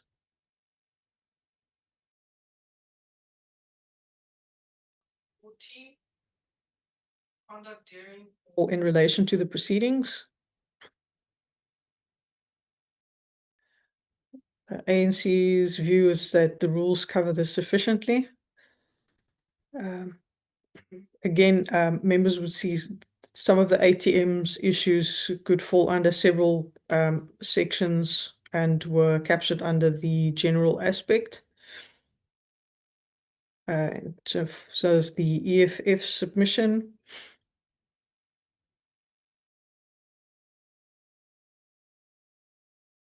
It's the addition of the president's representative and any other person. And they proposed the changes to 14.41 and 14.42.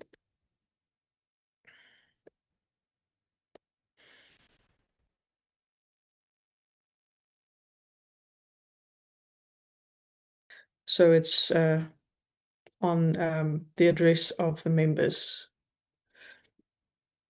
Opening remarks. There's a proposed amendment from the ACDP to 15.2.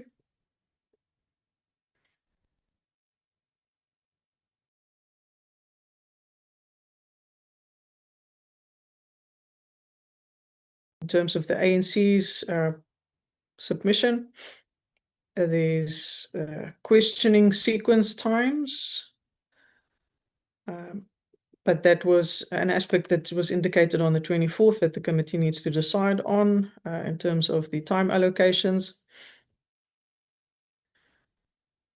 Then 15.5, I think members, in terms of the submission, this might have been referring to 16 instead of 15, because that's where the questioning aspects are raised.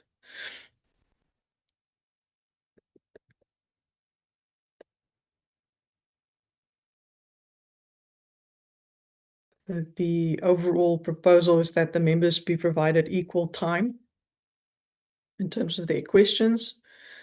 In terms of the EFF's proposal, the proposal is to remove 512 and then to amend 5.1 as indicated, and to expand on 5.12. This is where the proposal comes in, where it changes from 1 hour to 30 minutes. And then there are just some aspects here. This numbering will have to be a consequential numbering that has to change. And again, the 1 hour that was allocated there be changed to 30 minutes.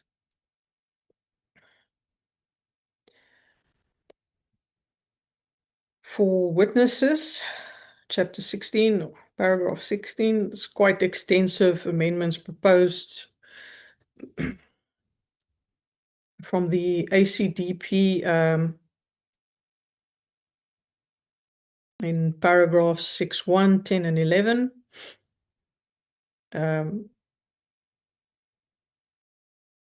Especially linked to that provision on the president's testimony.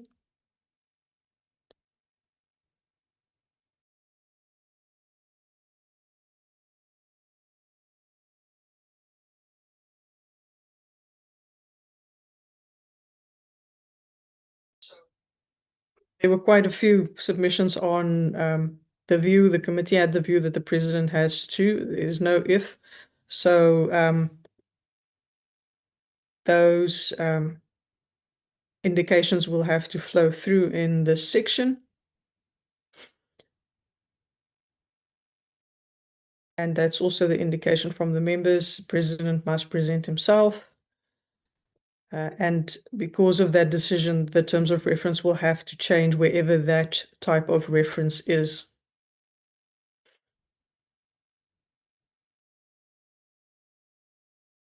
Time allocation proposed, again, 30 minutes for questioning. And specifically for paragraphs 1672, 83, 84, and 92, the proposal is 30 minutes for the first 3 members of each party, thereafter 15 minutes for each succeeding member. So that's a differentiation on that aspect. Action essay again amends this 4th bullet point regarding the president's testimony. And consequential to that, then 610 would have to be removed.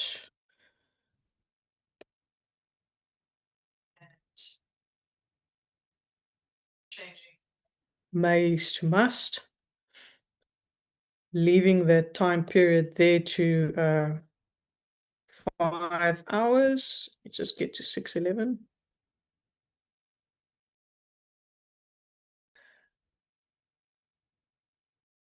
Leaving the 5 hours there, but changing in 11 to the 5 hours to 6 hours. So this is an extension of the time there. And then 11.3, changing the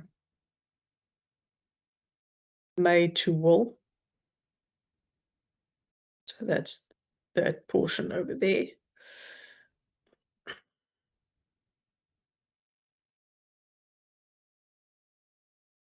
The ANC submission.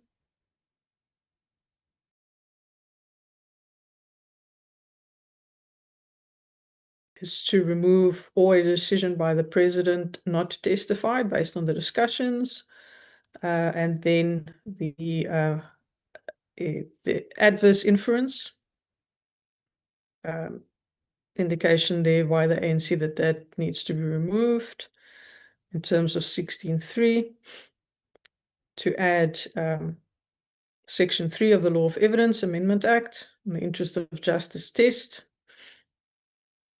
and then a request there for legal advice on the decision by the president not to testify, and they support 16.7. In terms of the ATM's proposal, there's amendments proposed to 16.10 and 11. Again, that's on the president's appearance before the committee.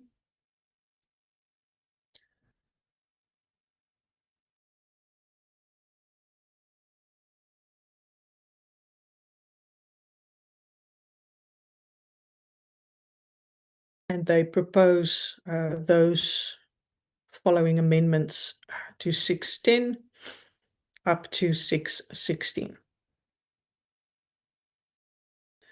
terms of summoning witnesses, again, that the committee holds the power. They expand on the duties of witnesses and legal representation for affected persons, and how those legal representatives should conduct themselves. They expand on the rights of the president and propose that amendment there.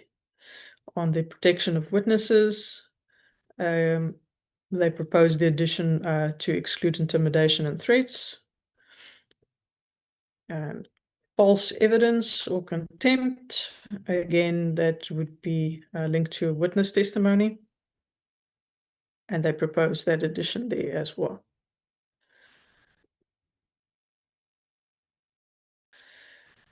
Okay, on the EFF submission, there's a few additions again that changes numbering and bullet points.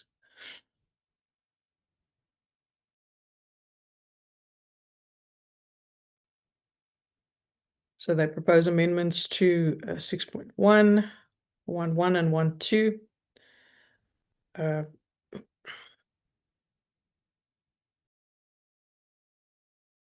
This second in terms of their proposal will then obviously have to be third, fourth, and fifth.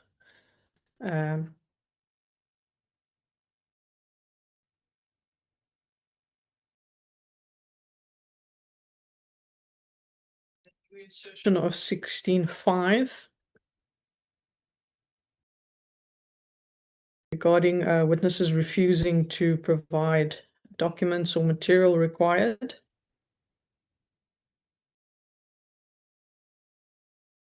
And then amendments to 16.6, which would then become a new number according to the FF's document, 16.7.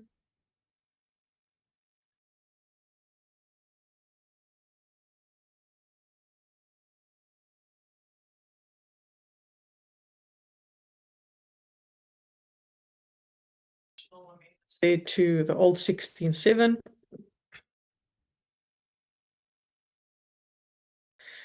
So here, especially in 16.7.1, 2 hours is proposed to change to 1 hour.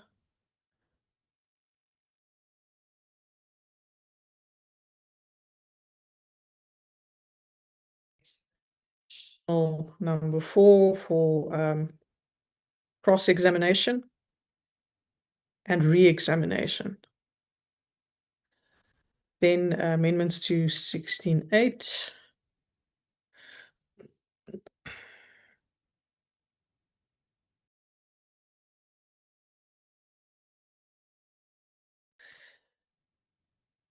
So the time in 8.2 changes from 2 to 1 hour.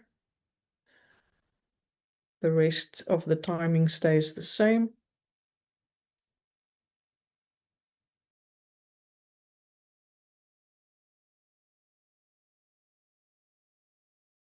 Then changes to 16.9.3.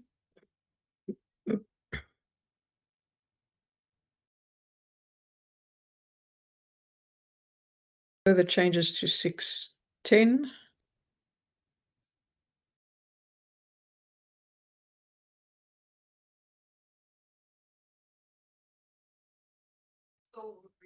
The president elects to testify. That was not changed in the submission.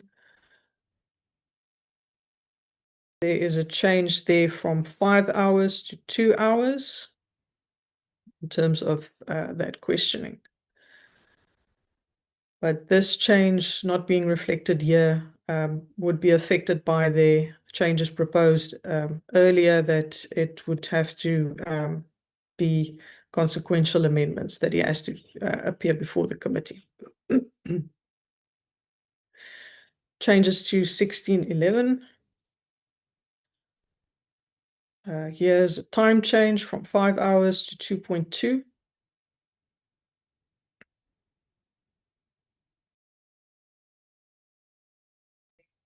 Changes to 16.14.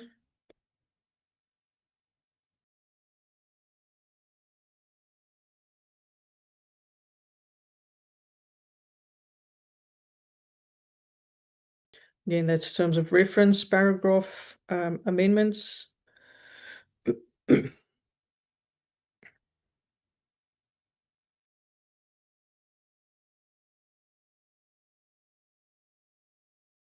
Changes to 16.15.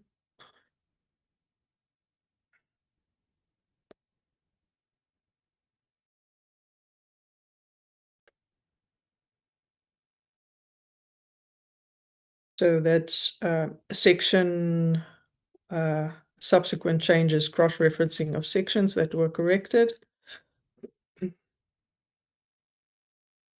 There's a new insertion proposed on the examination of witnesses based on section 15 of the Powers and Privileges Act. This was proposed to come after 16.17.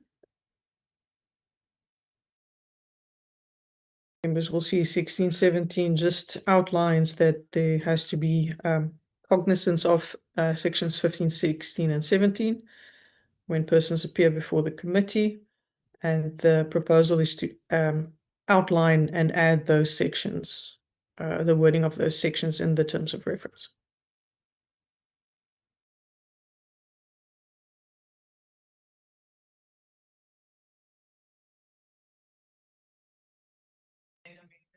The old 1619.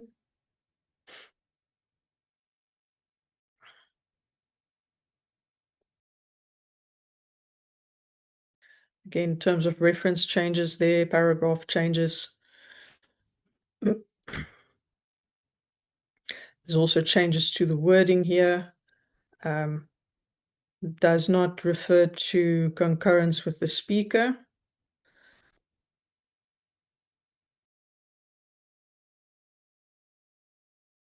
The issuing of warrants for persons to be brought before the committee. And just refers back up to the powers and privileges. Changes to 1620. There's again paragraphs in terms of reference changes.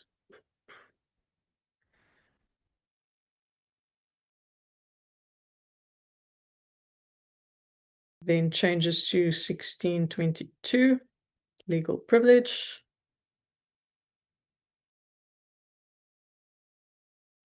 In terms of reference,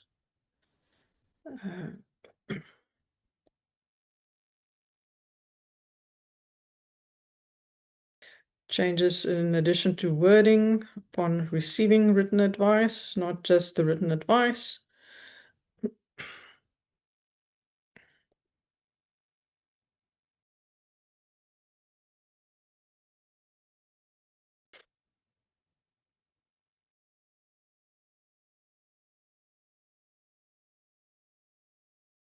And then an addition of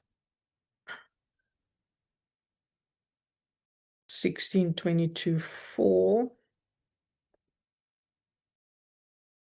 and 5 would then add to 1622. So these are new ones proposed.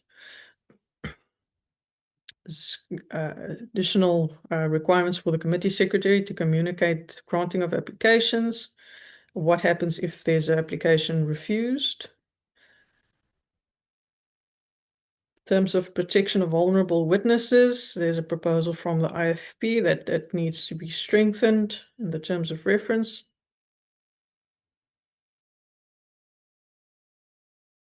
In terms of the president's participation, input made there.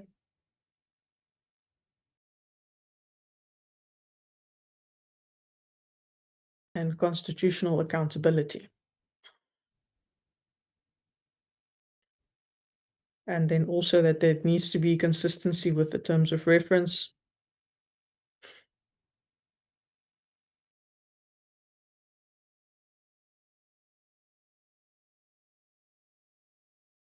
In terms of the NCC submission,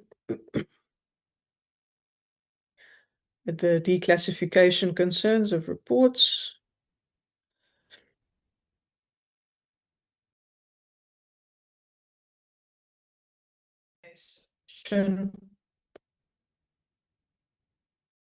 On the addition of objections that may be raised to questions or documents, and that the chairperson then rule on continuation of those questions. And who gets to ask questions and how. So that's in terms of the sequence of the questioning.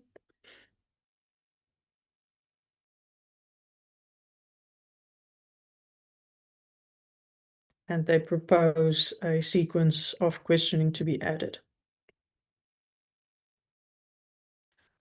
In terms of number 17, evidence that will be presented. There's a proposed amendment to 17.6 on the adverse inferences. And that's linked back to the president's giving evidence or not. And that 17.6 should be deleted. If the view is kept that the president cannot be compelled to testify, then the following can be inserted.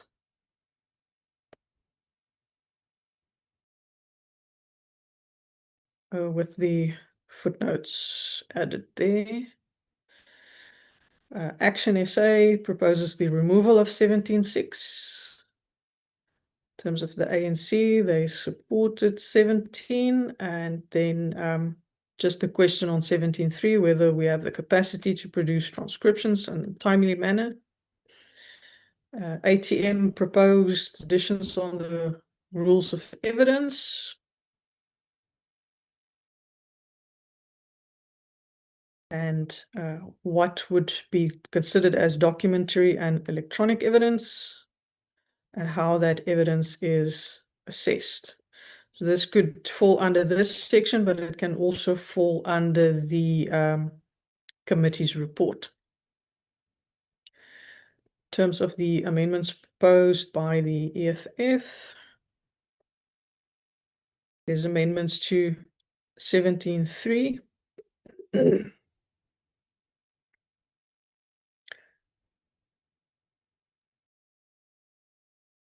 So it's to add admissibility that would have been admissible in a court of law.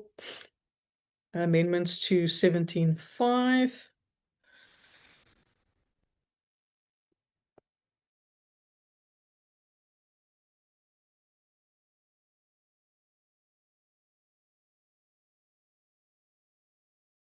So that combines 5.1 and 5.2. They also propose the deletion of 17.6 and amendments to 17.7 regarding a number change and the removing of the word must here because it's already captured over there. So that's a editorial correction. In terms of the proposals from the NCC, that's again what constitutes sufficient evidence.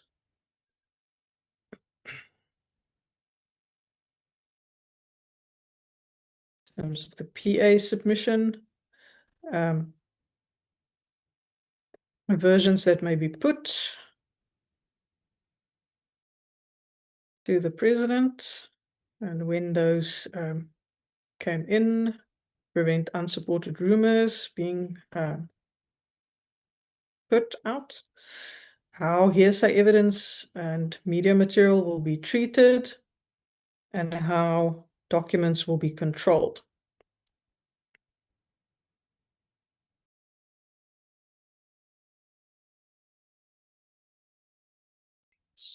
(18)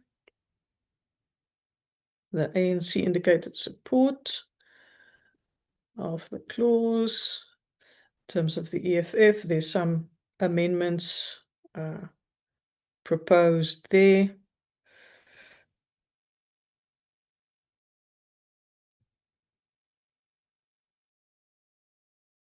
So there's some editorial changes, so you'll see some commas being added and semicolons. 8.3 is changed.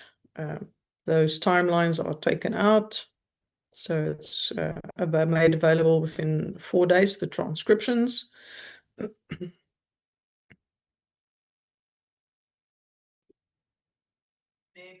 written and oral submissions supported by the ANC. And that 19.4 is very valuable and must be kept.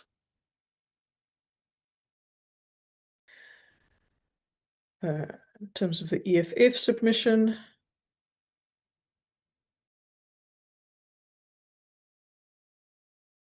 there's some paragraph changes, which would be consequential changes that need to come in.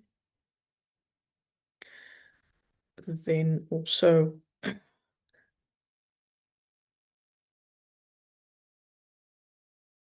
the addition here for rule 129M2 to be added. There's an insertion of a comma and semicolons. So it's editorial corrections, amendments to 19.6 and 7.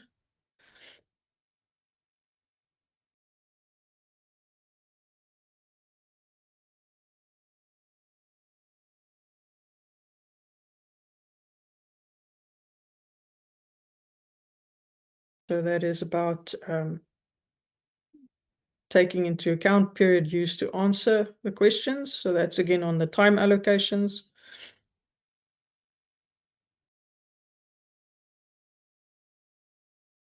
And the amendments in 19.7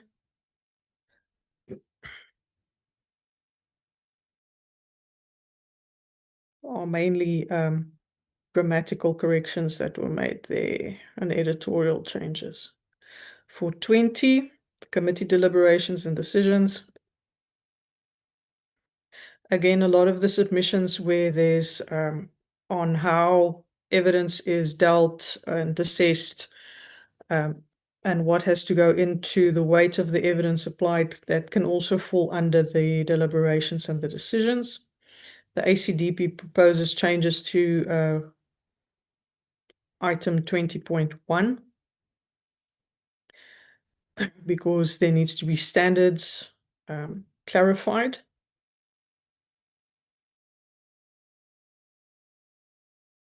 And they recommend that 20.1 be changed to read as indicated. Bold, and then also insertion of a new 20.3 in terms of the acceptance of evidence.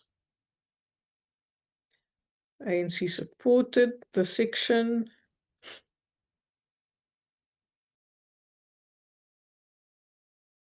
ATM submissions, this is the standard of decision making, just to expand on that. The EFF's amendments is an amendment to 20.1.1. So they've shortened it. In 20.5, there's an insertion of a the. They propose the removal of 20.6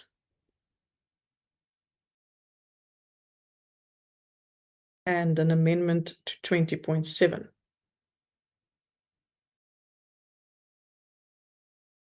Proposal by the IFP is on the burden of proof required.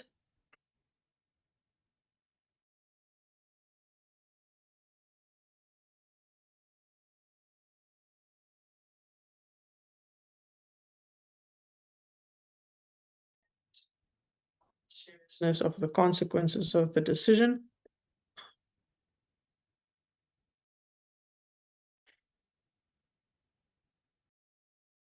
Then on the committee report number 21, the ACDP indicating amendments to either 21.2 or 21.1, wherever it will be best suited.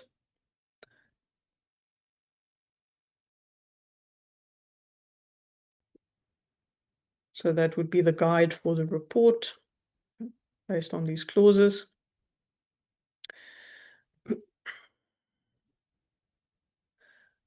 Also indicating all findings on material issues, an amendment to 21.3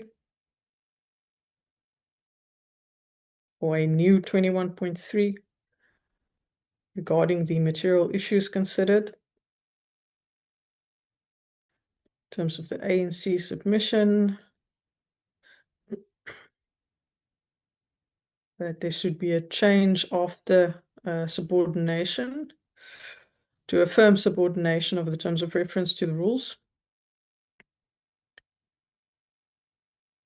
And then reasons for findings need to be added there based on the ATM proposal, just to expand on how we do those reasons. The committee's report to the National Assembly. with the minimum contents that would be required in the report. Recommendations that may arise from the inquiry.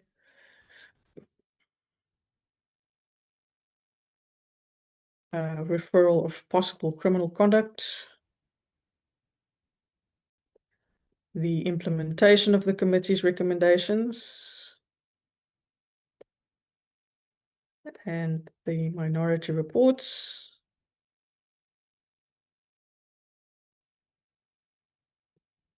In terms of the EFF submission, there were some amendments to 21.24 and 5. That's changing this whether or not to whether. And then the PA submission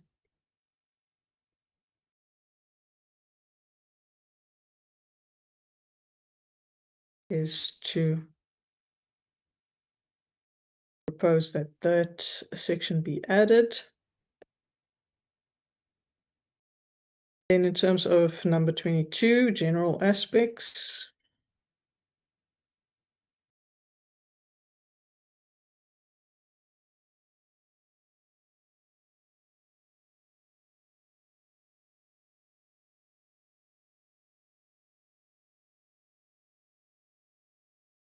So again, it's the paragraph reference that changes, terms of reference that changes.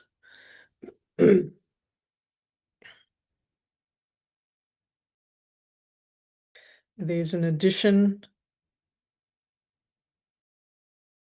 or a removal of the and here.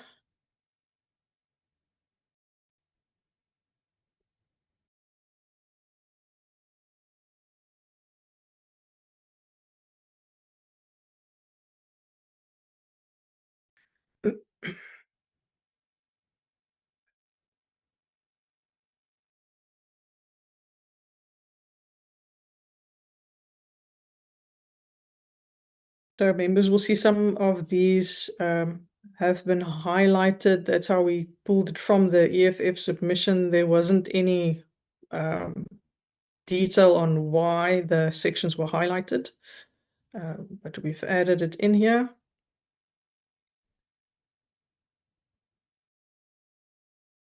And then there's changes again to paragraph and terms of reference.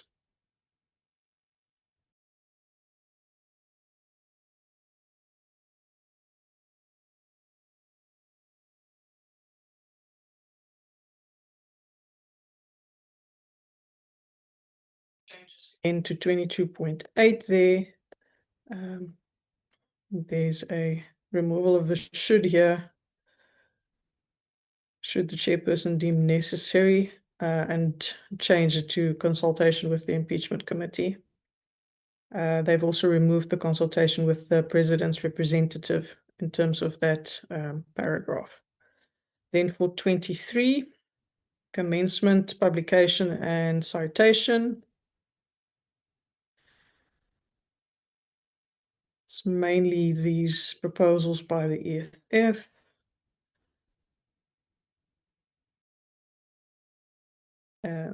Say that it's the committee that determines, not the assembly that determines. And then the way the rules are in there to change it to terms of reference. So Chair, that is the full matrix and the submissions that were received, not reading it word for word, but general outlines for the members to consider. Chair, it was a bit difficult to capture all the proposals because some were done as track changes on a document that showed old track changes. Some were general comments expressed by the parties without specific reference to the paragraphs that they would like to see changed. But those are all the proposed amendments that we have received.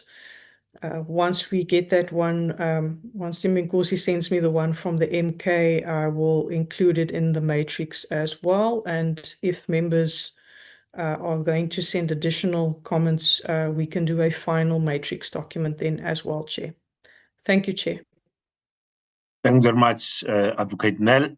Honorable members, that's the presentation, and thanks very much for doing justice to the comments that we received. Obviously, we didn't have a standard or a template that we asked members to submit their comments in, but you have done a great job in collating and classifying the inputs that came from the political parties, and I want to thank the political parties for submission. We will include, as I said earlier, the MKP submissions and ensure that they form part of the matrix. Honorable members, that's the document thoughts and also a proposal in terms of how we move forward with this. I had made an earlier proposal that we give a general reflection and that we then move to the next level where in the political parties where there's a violent disagreement with one another, they try to find each other, and that we'll have a much cleaner vision by next week that we can consider. I put the document to yourself, members. Honorable Chairperson, I'm raising my hand. I don't think you can see it.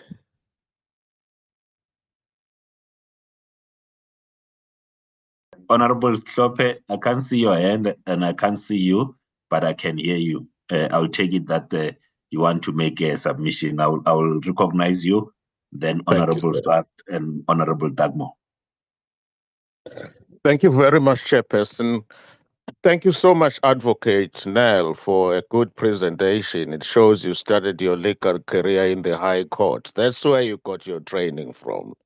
But on a serious note, I just want to reiterate what we said earlier on. We did submit a document relating to both the evidence leader as well as our comments regarding these guidelines. That document, I resubmitted it in the morning. One of the things that we touched upon, no doubt, relates to what we firmly believe, i.e., the president cannot give evidence through a legal representative or an intermediary.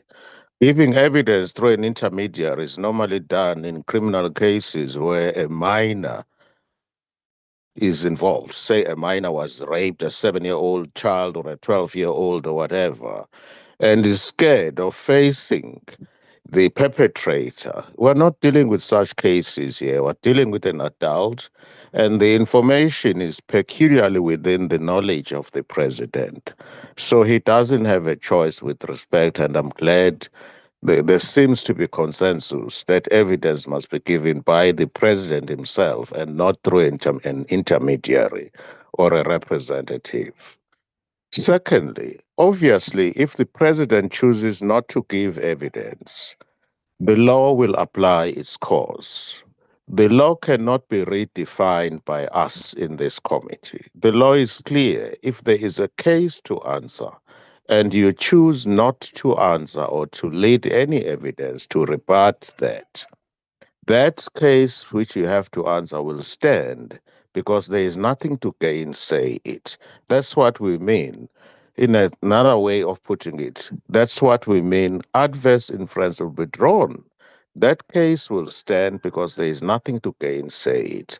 So we cannot rewrite the law with respect for purposes of this impeachment committee. In short, where there is a case to answer and the president chooses not to give evidence, that evidence will stand against him and an adverse inference can be drawn against him in the same way as it would happen in any other matters. We cannot rewrite the law for purposes of this impeachment inquiry. The other important point that I wish to make, it is for the president must give evidence first. I want us to avoid a situation whereby there is going to be ongoing debate about when the president should give evidence. The president must give the evidence first so that we know that is going to define the scope of this inquiry. That is going to tell us what it is that we're dealing with, what has been admitted or what remains in dispute. It doesn't help for us to call several witnesses to come and testify or to give evidence in respect of which that is not in dispute at all. So the moment the president has given evidence, we'll all have to reflect and say what it is that still has to be covered here. Is there a case for the president to answer? And then the sequence of witnesses will flow from there. For example, we might want somebody to come and corroborate the version of the president because it's clear that that is the evidence of the president. If there is no need for any corroboration or evidence to dispute or gainsay that which has been said by the president, and we're all happy that he has given a satisfactory account, that's the end of the inquiry. So my view is simple. We will have, this is the view of the MK party. We are firm in our submission that the president cannot give evidence through an intermediary or a representative. Secondly, he must give evidence first because that's going to define the scope of the inquiry so that we know what it is that we're dealing with. If he chooses not to give evidence, and there are witnesses who have been called by the commission to give evidence and he elects not to give evidence, surely the law will take its course. We cannot rewrite the law. Just a little bit about the standard of proof. We're obviously not dealing with a criminal case where proof is beyond any reasonable doubt. This is akin to civil proceedings where proof is on a preponderance of probabilities. I so submit. Thank you very much, Chairperson. Thank you. Thanks very much, Honorable Shope. Honorable Swart. Chairperson, thank you. I found the exercise very helpful with the metrics and to learn the other parties' proposals. And there is a large degree of convergence on a number of issues. There's a lot of detail, which I think we can probably agree. I want to support your proposal to allow an additional, I think you spoke about 48 hours for parties to make, to find each other possibly.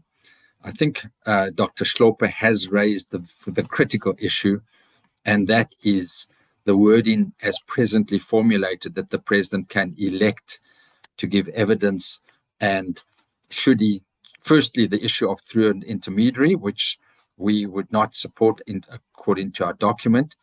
Secondly, the issue of whether he gives evidence at all, and should he not give evidence, whether an adverse inference can be drawn from that. And the present clause says no adverse inference can be drawn, and I think that is incorrect as a matter of law.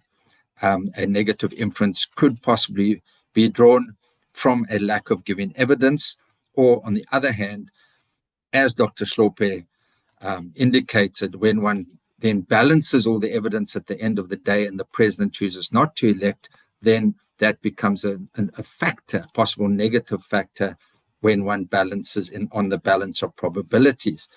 Chairperson, I think this we need to appreciate, and that's why I made the introductory comments in my note, that this is a unique constitutional process. Whilst we draw from criminal law and civil law, and we are guided by that, this is a constitutional accountability mechanism where we apply an inquisitorial nature as to determine on an objective legal basis whether we are dealing with a delinquent president or not at the end of the day. I will give serious consideration to Dr. Schlope's suggestion about the president giving evidence first, should he elect to do so, but we would seriously argue that there should be a compulsion for the president to give evidence, or at the very least, should he elect not to give evidence, that a negative inference can be drawn. But at this stage, Chair, I just want to indicate that we support your proposal for additional time. Thank you, Chairperson. Thanks very much, Honorable Doug Moore. Thanks, Chair. Chair, as you said, just a few broad reflections. I think it's important that, when we say that we embrace the ruling of the Constitutional Court, that we should also give particular attention to the paragraphs 139, 140, and 141, which is also why we as the ANC have motivated very strongly for a two-stage process. We know that certain reports have already been compiled, and it only makes sense that that's actually where we start. And I think we need to be broadly consistent as a committee, given that the work that we're doing is informed directly by the judgment of the Constitutional Court. And also, Chair, I think what was useful in regard to your response earlier in the meeting, we should be very clear that what we're talking about here is a narrow inquiry specifically into the the motion and the charges that were contained in that motion moved at that stage by Honourable Zungula. It's not about anything else. That is the motion that went to Parliament. It's the subject of a panel report investigation. And it's very important that we maintain the focus and the mandate of this particular impeachment committee. Thank you. Thanks very much, Honourable Ngobeni. Thank you, Chairperson. I think I just want to make maybe 2 or 3 points. The first is that I think we are all very much aligned with regards to the president appearing, and that, we're hoping that that will be absolutely unanimous. We don't believe that he should be able to give evidence in absentia. We also agree with the negative inference suggestion that has been made previously. We absolutely agree with that. And then we also want just to say that the entities that are suggested to be able to give or to be able to inform our process, we shouldn't be limited to those. Wherever we can find evidence, we should be able to do that as a committee. And so in the end, I think what we want to really just respond to is the idea, and I think it was Honourable Dagmore just now who spoke to the question of, being as narrow as limited to the motion that is before us. However, narrow should not mean that the scope of it is only limited, that it doesn't encapsulate what we want to find, because ultimately what we want is to be able to assist the committee to discover the truth around what absolutely happened at Phala, and that should be expressly what we hope to do in this particular committee. I also want to say the suggested entities, I think we spoke to this earlier on, should just inform our work and not necessarily limit to those particular entities that have been referred to in the terms of reference. And I think that we should absolutely broaden those. And then finally, I want to say that I think we'll agree with the additional time that, perhaps be in line with the 48-hour submission that we are making with regards to the evidence leader. Thanks, Chair. Thanks very much, Honourable Mahlaule. Thank you very much, Chairperson. I think the framework, the matrix, gives an opportunity now for parties to engage in a very sober way to find each other, because as and when you go through it, you can tell that there are many areas of convergence, and I think it paves the way to engage and find each other. Chair, I want to align with your earlier submission on how you want to deal with that and give parties some time to really interrogate the submissions and engage with each other. Where they find each other, they do. I just want to point something, Chair, that is of a concern to me. I find it not useful, and I'm not saying it's not allowed. but how it became maybe a problem moving forward on how the committee conducts its business. There is a certain paragraph, I can't remember which paragraph here, your legal people will look at it. NCC made a submission, and already in their submission, they say the submission of the ANC is in this manner and that manner, we don't agree with it. One wonders where did they get that submission for them to not put their submission forward, but look at somebody's submission and start talking about it. It may, if we were given some equal opportunity for us as well before we submit to know what they submitted, we probably would have an equal footing. It's just a concern, Chair. I'm not making any suggestion on your office, but it leaves us wondering what happened, and maybe moving forward, we may want to deal with that. We don't have a problem with any party saying the ANC, we don't agree with it and all of that, but it bears some question to actually comprehend how another party got to know what would be the submission of the ANC and not submit what is meaningful, but criticize another party. Thank you very much, Chair. Thanks very much, Honorable Mahlaule. I will respond after, because that's a serious concern as well. Honorable Daniels. Thank you, Chairperson. Chairperson, a right is not a duty. And we believe that the president cannot be compelled to testify. His participation is a right to be heard, not a duty to give evidence.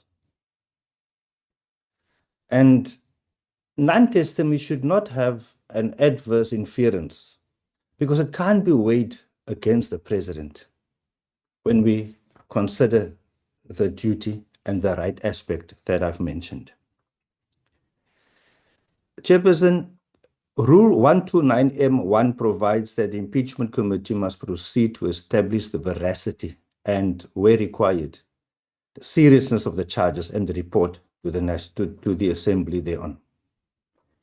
Now, the question that I have, Chairperson, is if the committee must establish veracity and seriousness, may the President be required to answer before the evidence relied upon against him has been identified, presented, or closed? I don't believe it is the case, Chairperson. The President has a right to answer a case that has first been properly presented.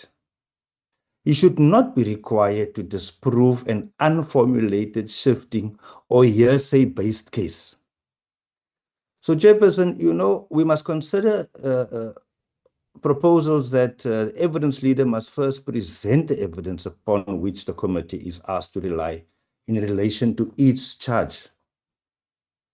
The President must be provided with a final issue list, such as evidence bundle, witness statements and summaries, expert material, and any adverse material relied upon before he is called upon to answer, Chairperson. The President is not required to answer an allegation, version, or proposition that has not first been placed before the committee as evidence and identified as material relied upon against him. Because, Chairperson, we must consider that this entire sequence is not a technical indulgence. It's a practical content of procedural fairness, simply because a person answers evidence and not suspicion, Chairperson. And it's on that strength that I base what I've just said, Chairperson, for your consideration. And there's so much more to consider. Having perused each party's input, that I appreciate the fact that we are going to come back to have a bite at this in a more effective and diligent way. Thanks, Chair. Thanks very much. Honorable Zungula.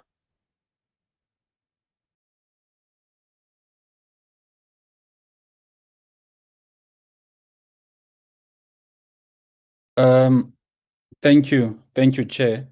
Let me start, Chair, by maybe dealing with the issue of where or why we're here. We're here because there's prima facie evidence of misconduct and violations to the Constitution by the President. And because there's prima facie evidence against him, it is not a suspicion when that is put against the President. It is not hearsay. It is not something that could be interpreted as if it is just mere suspicions that have been put against the President. So the question of the President coming to testify, it is one of the most paramount issues that need to be dealt with, because you can't have an inquiry over the President and the President does not come to testify, because him testifying, that is an integral part of the ideals and the purpose of the Section 89 process of holding him accountable. Therefore, you can't hold someone accountable without having that person coming to testify and answer to what is put before him. Something that is based, most importantly, on the independent panel report. The President will not be asked about anything else besides what is the reason why we are having this committee, which is the independent panel report. Which brings me to the other point, that the issue that we're dealing with here is not that there is a public protector report that found that there is some issues, and then that public protector report led to the formation of this committee.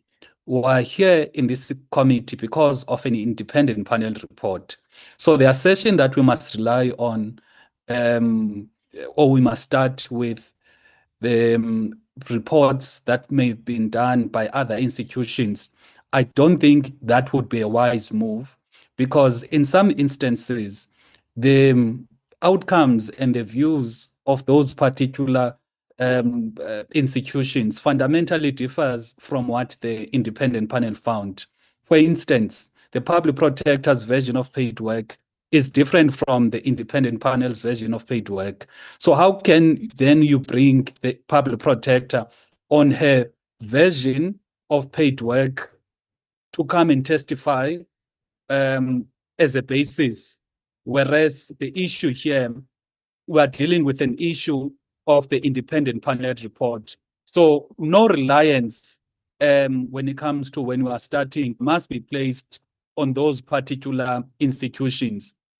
Reliance must be placed on the independent panel report, as it is a basis of the impeachment committee. That's why even the court judgment is very clear that the independent panel report, according to paragraph 139, the impeachment committee must proceed up until until the report is set aside. That judgment says nothing about SARS, the Reserve Bank, or anything else.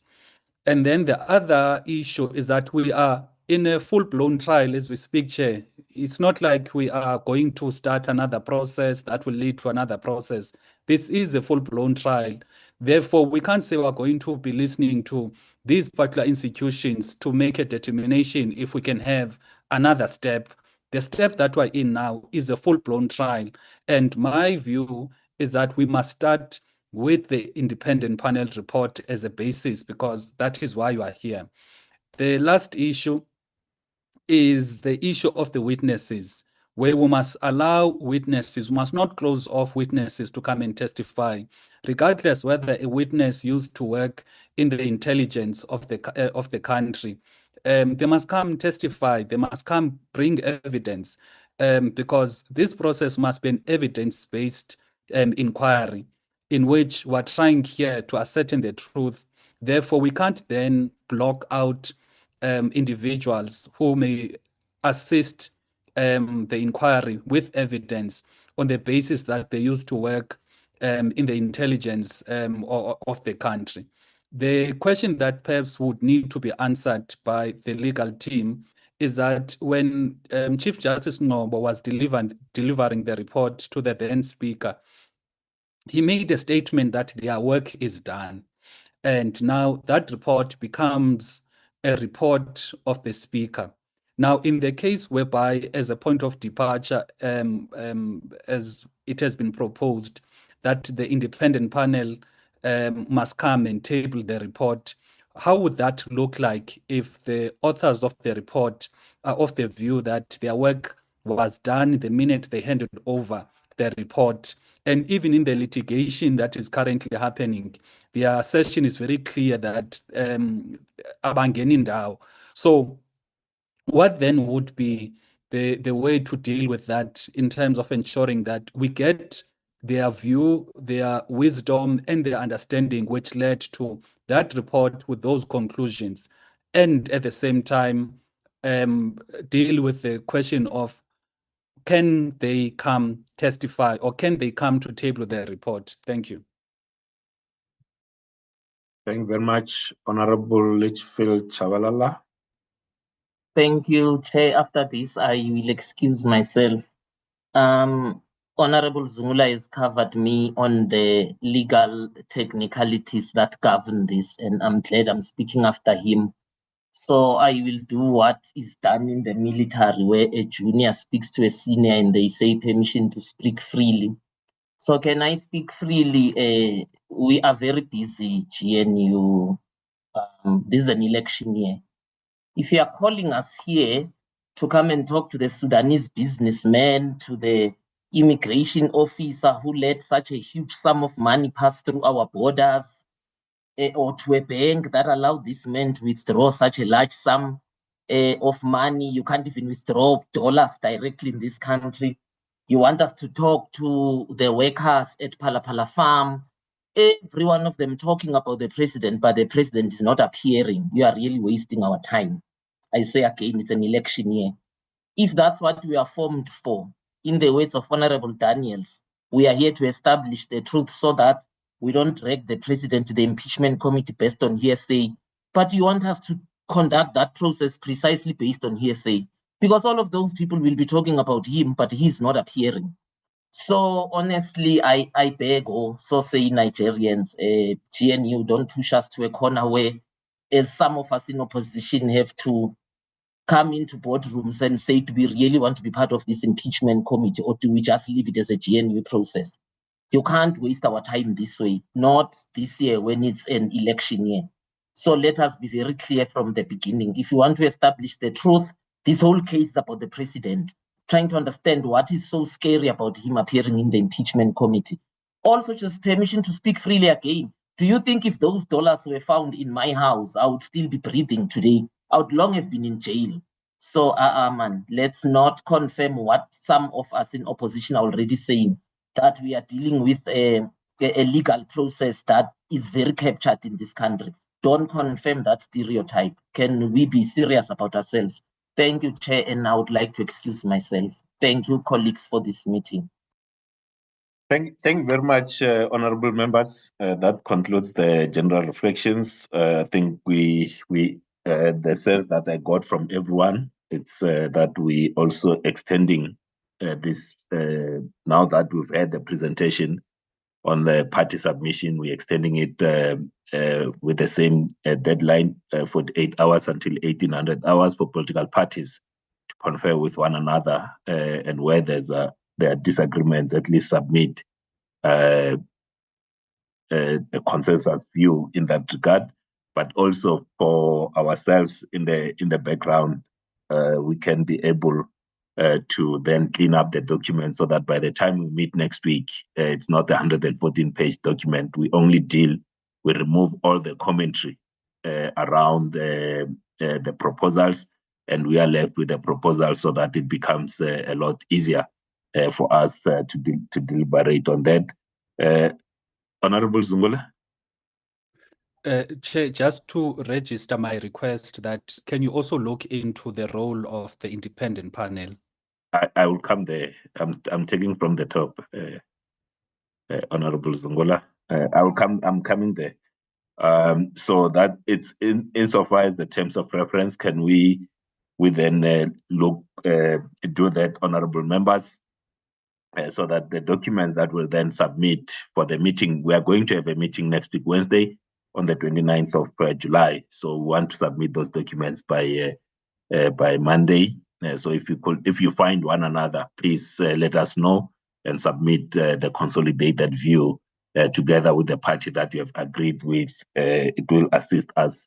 It will assist us greatly.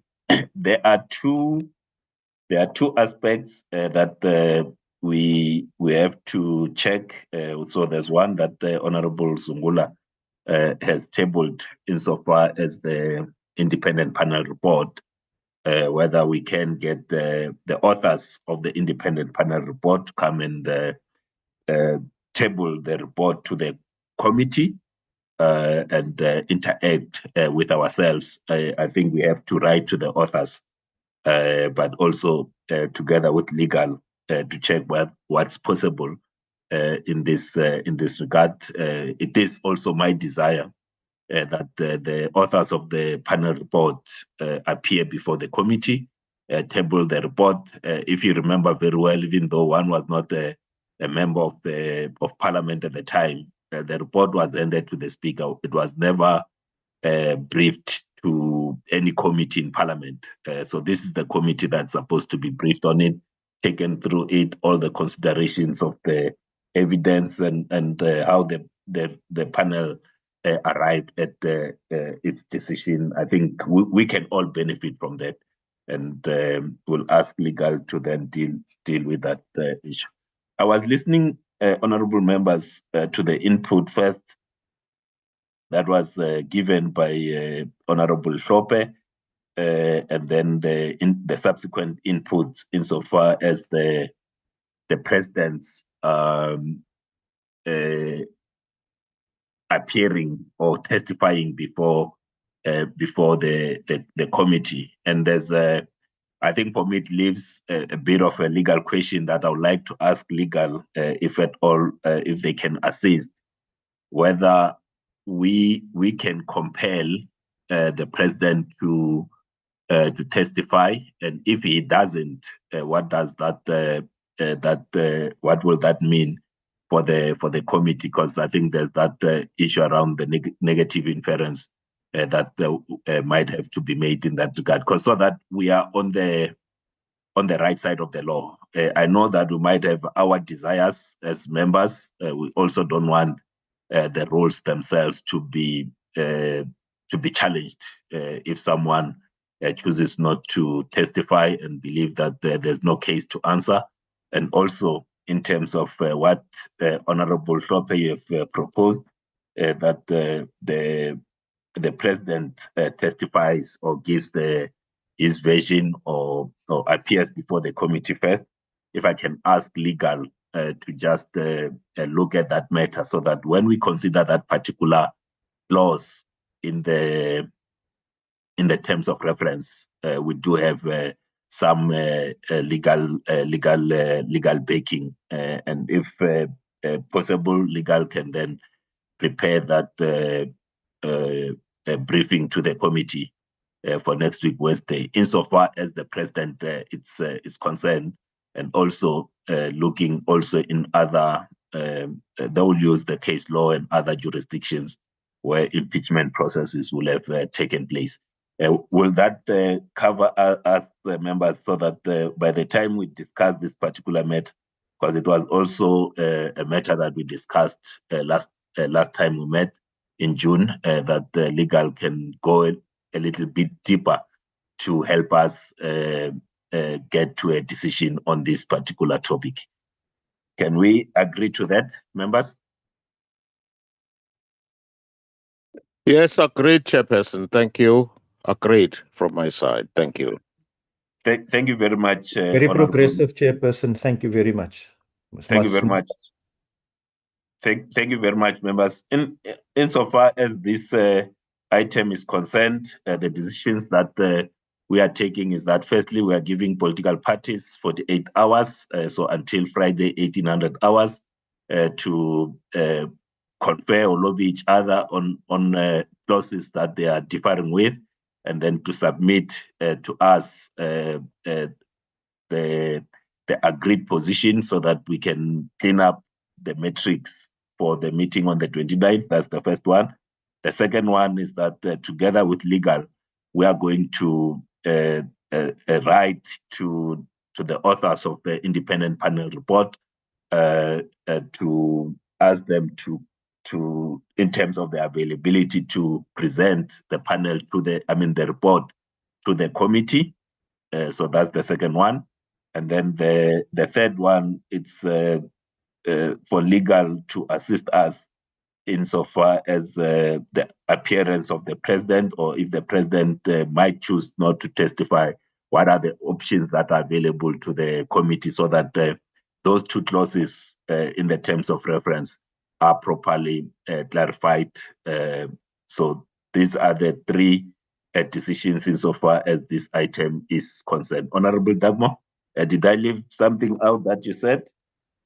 Chair, I just wanted clarity that in your summary around communicating with the authors of the independent panel, and you've also referred that the team in your office would look at some legal aspects. I think we just also agree to ask them to consider in regard to both, okay, the interdict, there will be an outcome on Friday, but in regard to the review application, whether it would be prudent to have that engagement before the review panel, the review process has come to a conclusion as to whether there are issues with that panel report and so on. I think we must just get an opinion on that. I'm just concerned that we invite without looking at the implications of possible judgments down the line.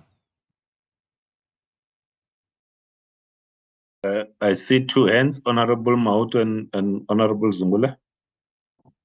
No, thank you, Chair.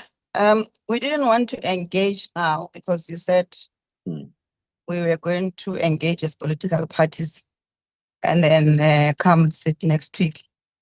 But now we are forced to speak because we see that you are already moving. One, it must be noted that the EFF objects to the president not giving evidence himself. Will be failing the people of South Africa. Will be failing ourselves, will be failing in our duties to hold the executive to account. He's an individual who's been elected into an office, not through lawyers, by him, and him taking the oath of office. So he must come here.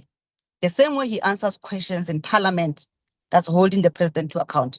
He is now compelled, not even by Parliament, by the Constitutional Court, to come and be held accountable here. There were no lawyers when he took an oath of office. There were no lawyers when we were electing him. So we vehemently disagree with any notion that the president should speak through lawyers. That's number one. Number two, Chair, the Constitutional Court is very clear. This matter, this report, independent panel report, must be referred to the Impeachment Committee. There's no legal opinion that you need to seek in relation to the review application tabled by the president. We're continuing until such time that the report is set aside by a competent court of law. As it stands now, there's no such a judgment. The judgment we have in front of us is the one that says the matter must be referred to the Impeachment Committee, and that's exactly what we're doing. So I oppose the proposal that says go and seek legal opinion. We don't have money. Our people are dying. Children are falling into pit toilets. Let's save the little resources of the state and focus on things that are going to help us take us somewhere. You don't need any legal opinion on a judgment that is tabled or was issued by the Constitutional Court, the highest court in the land. Thank you, Chair. Honorable Zungula. A quick one for me, Chair. I initially thought I'm done speaking for the meeting because you were done with your conclusions. However, maybe I'm rushing, but we can't allow a case where the process are second guessed indirectly, because there is a court ruling that has led to where we are, and the work of the committee must proceed up until that independent panel report is set aside by a court of law. Therefore, it cannot be that even the authors now of that independent panel report are asked to give an opinion whether their report is actually going to stand legal scrutiny, because the suggestion that has been made is basically saying, as the authors of the independent panel report to advise when it's taken to court, will it survive constitutional scrutiny or legal scrutiny? And without being biased, there is no person who can then say, no, I think my report was shoddy, therefore let's hold off up until those processes are done. The process must continue. If we meet next week, we decide, we conclude on the evidence leaders, we conclude on the terms of reference. The following week, we must have the independent panel, Chief Justice Ngobo, and team coming to table the report, if possible. There need not be any form of delay up until those legal processes, because that is not what the Constitutional Court actually crafted in their judgment. Thank you. Thank you, Honorable Muthambi. Thank you, Chairperson. Yet, well, we agree that this matter must proceed. But, Chair, I think we stand to support your recommendation on that you seek a legal opinion also on the issue on the election, whether to testify or not, because that will provide a balance and clarity on the constitutional right to remain silent, because it's there. I will want to support that. And then secondly, Chairperson, there's an issue that Dr. Klope raised on the issue around the standard of proof on these matters, whether it's on the balance of probabilities or beyond reasonable doubt that relates to court, both civil and criminal approach. And then the question that arises, Chair, is that which standard of proof is used to determine serious violation of the Constitution? And the Constitution at the same time does not define it or its actual threshold. That's why it will be important for you, Chairperson, as we proceed, when we move towards, you also seek a legal opinion to that. But we support that matters that you said you must seek legal opinion. Thank you, Chair. Thank you very much. Thank you very much, members. Just so that we are clear, and I'll start Honorable Zungula to say that what you had asked was that you want us to then ask legal, not that we are going to an external counsel and so forth. There are legal advisors to this committee. The first point of call for us, or for myself as the chairperson, is the legal advisors to the committee that then looks at these matters. So you had said, Honorable Zungula, that the panel had said that they say their work is done. Now we need to request them to appear before the committee. I said that together with legal. No, when I say legal, I'm referring to the legal advisors to the committee, which is Ms. Suen Isaac and Mr. Michael Prince in the first instance. So we are not going to spend any extra money because they are the employees of Parliament. In the first instance, they are going to advise on the question that you asked, whether we can call them, and then if we then say we can call them, then we write a letter asking them to come and appear before the committee, like we do with any person that we would like to appear before the committees of Parliament. That's what we're going to do. And it is the same insofar as the president.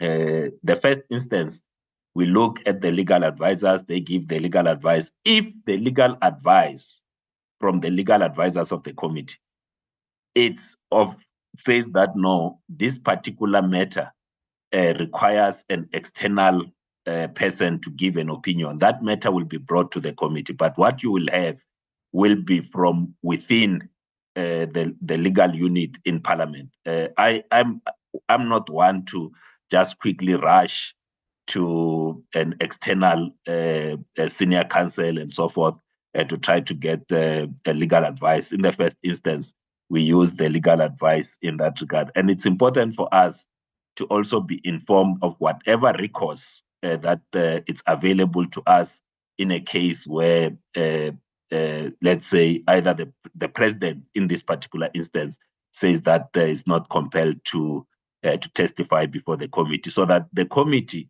when it finalizes its terms of reference, it can be adequately informed, and not only we go with just our own wishes. So I'm trying to say, as a committee, we need a bit of background information, or at least some view on this before we finalize the terms of reference. It was not to say in any way that we cannot state in our terms that the president must appear, but is to say, all right, what are the options available to us? And that work will be done by the legal advisors that are assigned to this committee in the first instance. Honorable Mautu? No, thank you, Chair. You know, Chair, we should not go around in circles all the time. We've been here before. There was a full impeachment, that process that was taken by Parliament for Advocate Busisiwe Mkhwebane. And that should be our base. That should be the starting point to say, what lessons did we learn from that? If you remember, Chair, I was sitting in that committee. You too were sitting in that committee. The initial point was that advocate cannot be afforded the opportunity to have legal representative. And then the committee took a resolution that we are not affording her that right. She had to go to court to seek intervention for her to have that right. And then the court agreed with her that she has the right to have a legal representation. But the court did not agree with her on her giving testimony or evidence herself. So why are we now changing the rules? Because now it's the same process, it's the same impeachment process, just different faces. But we want now to pretend as if we were never here before. No, Chair, you should have already by now sat with your legal team and your staff to advise you on what has, or refresh your mind, because it's not to advise. You were here. It's not very long ago. Me and you were in that committee. So I don't understand why we are now saying we need a legal opinion on whether the president can come and testify or not. That question does not arise. The president must come and give a testimony. We agree that his legal representative can sit with him, but they cannot answer. They don't answer for him in Parliament. This is still Parliament. There's nothing different here. So let's not waste time over things and waste money. And the legal team should be seized with the work that is meant for the committee. There's a lot of work. There's a lot of paperwork that still needs to be put in place. Instead of going around in circles who are here for the first time. Why not? At least we've got that experience, Chair. Please, let's move in that order. Thank you. Thank you very much, Honorable Maudwe. We will move in that order. Honorable Maimane, I saw your hand and then you lowered it. Are you covered now? Yes, Chairperson. Suffice to say that what I'd wanted to understand is that I think if the committee was to table a report that Parliament needed to vote on to meet the constitutional threshold without testimony from the President, I'm not sure how that would serve Parliament in its interests. That was just maybe a question I wanted to put forward, but I think the other speakers have covered us in terms of where the matter goes. So I will yield it at that point. All right. Thanks very much. And I take all the points that have been made, and we will take lessons from. Maybe Muruti Maimane should have prayed for the chair. Aye, Mautwe. No. Thanks very much. We will proceed. It's important that at all times, also when there are some legal questions and these matters come up, we also satisfy ourselves that we are on the right side of the law, because this particular matter, as I always say, is the first of its kind, and we must at all times be on the right side of the law, because there are various ways that these matters will then be dealt with. But we'll proceed on those three resolutions in this regard. Can we then go to the last item, which is the minutes? Temikosi, can you please take us that item, the minutes of the previous meeting? Thank you very much. The minutes were circulated, because just go to the resolutions of the meeting. Thank you very much, Chair. As I present the minutes, you are correct. They were presented to the committee. Sorry, they were circulated to members.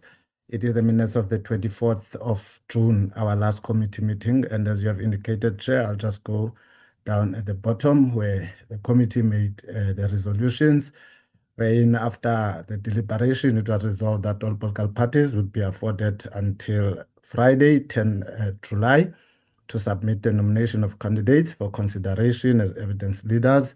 The same resolution was made in relation to the TORs, and was also indicated that the committee secretariat should provide members with a list of all parliamentary support staff supporting the committee together with their respective roles. Committee agreed that the senior evidence leader would not be subjected to a vetting process, as that would be time-consuming and could result in delays. The appointment of junior or assistant leaders will be left to the senior evidence leader.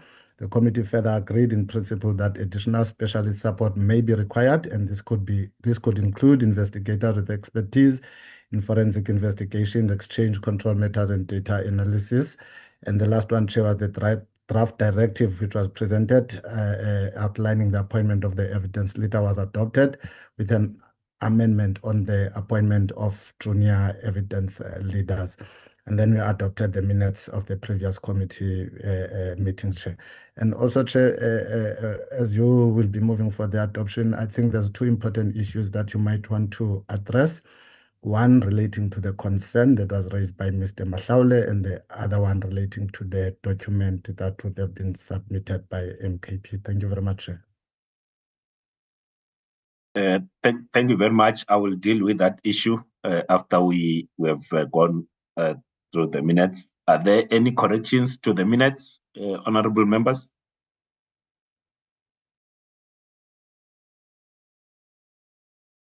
I don't see any hands. Any mover for the minutes as a true reflection of our last meeting? Honorable Dagmar? Thank you, Chair. Yes, I would like to move for the adoption of the minutes as presented. Thank you. Thank you very much, Honorable Dagmar. Any seconder? May I second, Mr. Chairperson? Honorable Hlophe, Honorable Daniel second. Thank you very much, honorable members. There were just two issues that as we move towards closure, that I just need to raise. And so there was one, the issue around the input of the MKP, that we had missed them. I think we missed them because they were submitted to the WhatsApp group and without context. If I could just ask that any communication, especially whether it relates official communication, be directed to the committee secretary, and I can be copied on those conversations, but let's not submit the documents, especially of this nature, through the WhatsApp group, because without context, because they do sometimes get lost in there. Let's use the official channel, which is the email to the committee secretary, but we have taken note of that document, Honorable Hlophe, that MK has submitted. Can we, in the future, email them to the committee secretary? And Advocate Nell has just indicated to me that she will add the input of MK and circulate the amended matrix this evening. That's the first issue. The second issue relates to the point that Honorable Mahlaule raised insofar as the comments from the NCC. And I was able to check with the team in terms of what could have happened. Safe to say that if you remember, when the draft, then there were the draft rules were sent through to the committee. The inputs of the political parties that were sent to the subcommittee on rules were attached to that referral, and that when we sent the draft rules, then the inputs of the political parties were also circulated. So the NCC made their comments based on the inputs of the ANC to the subcommittee on rules. It was not that they got sight of your presentation in this particular round of inputs, Honorable Mahlaule. They were responding to the earlier inputs that were circulated that you will have made to the subcommittee on rules that were referred together with the draft terms of reference. So that's how the NCC got hold of your initial input. It was from the input you made to the subcommittee on rules. Honorable members, this brings us to the close of our meeting. It's 30 minutes after we had budgeted, from the time that we had budgeted for. It means that next time we should budget the time accordingly. So we'll budget 10 o'clock to 2 o'clock for the next meeting so that we can be in time. So thank you very much to yourselves for attending this meeting, for participating. And please do submit if you have additional nominees for the evidence leader by Friday, 1800 hours, and also in the conversations that you need to have with one another as it relates to the terms of reference. If we can have them by 1800 hours on Friday, we'll appreciate. Thank you very much, and thanks to everyone who joined this meeting online, who watched and this conversation on YouTube. Ikenzeshunen will continue to focus on the things that is in our control. Thank you very much. The meeting is adjourned.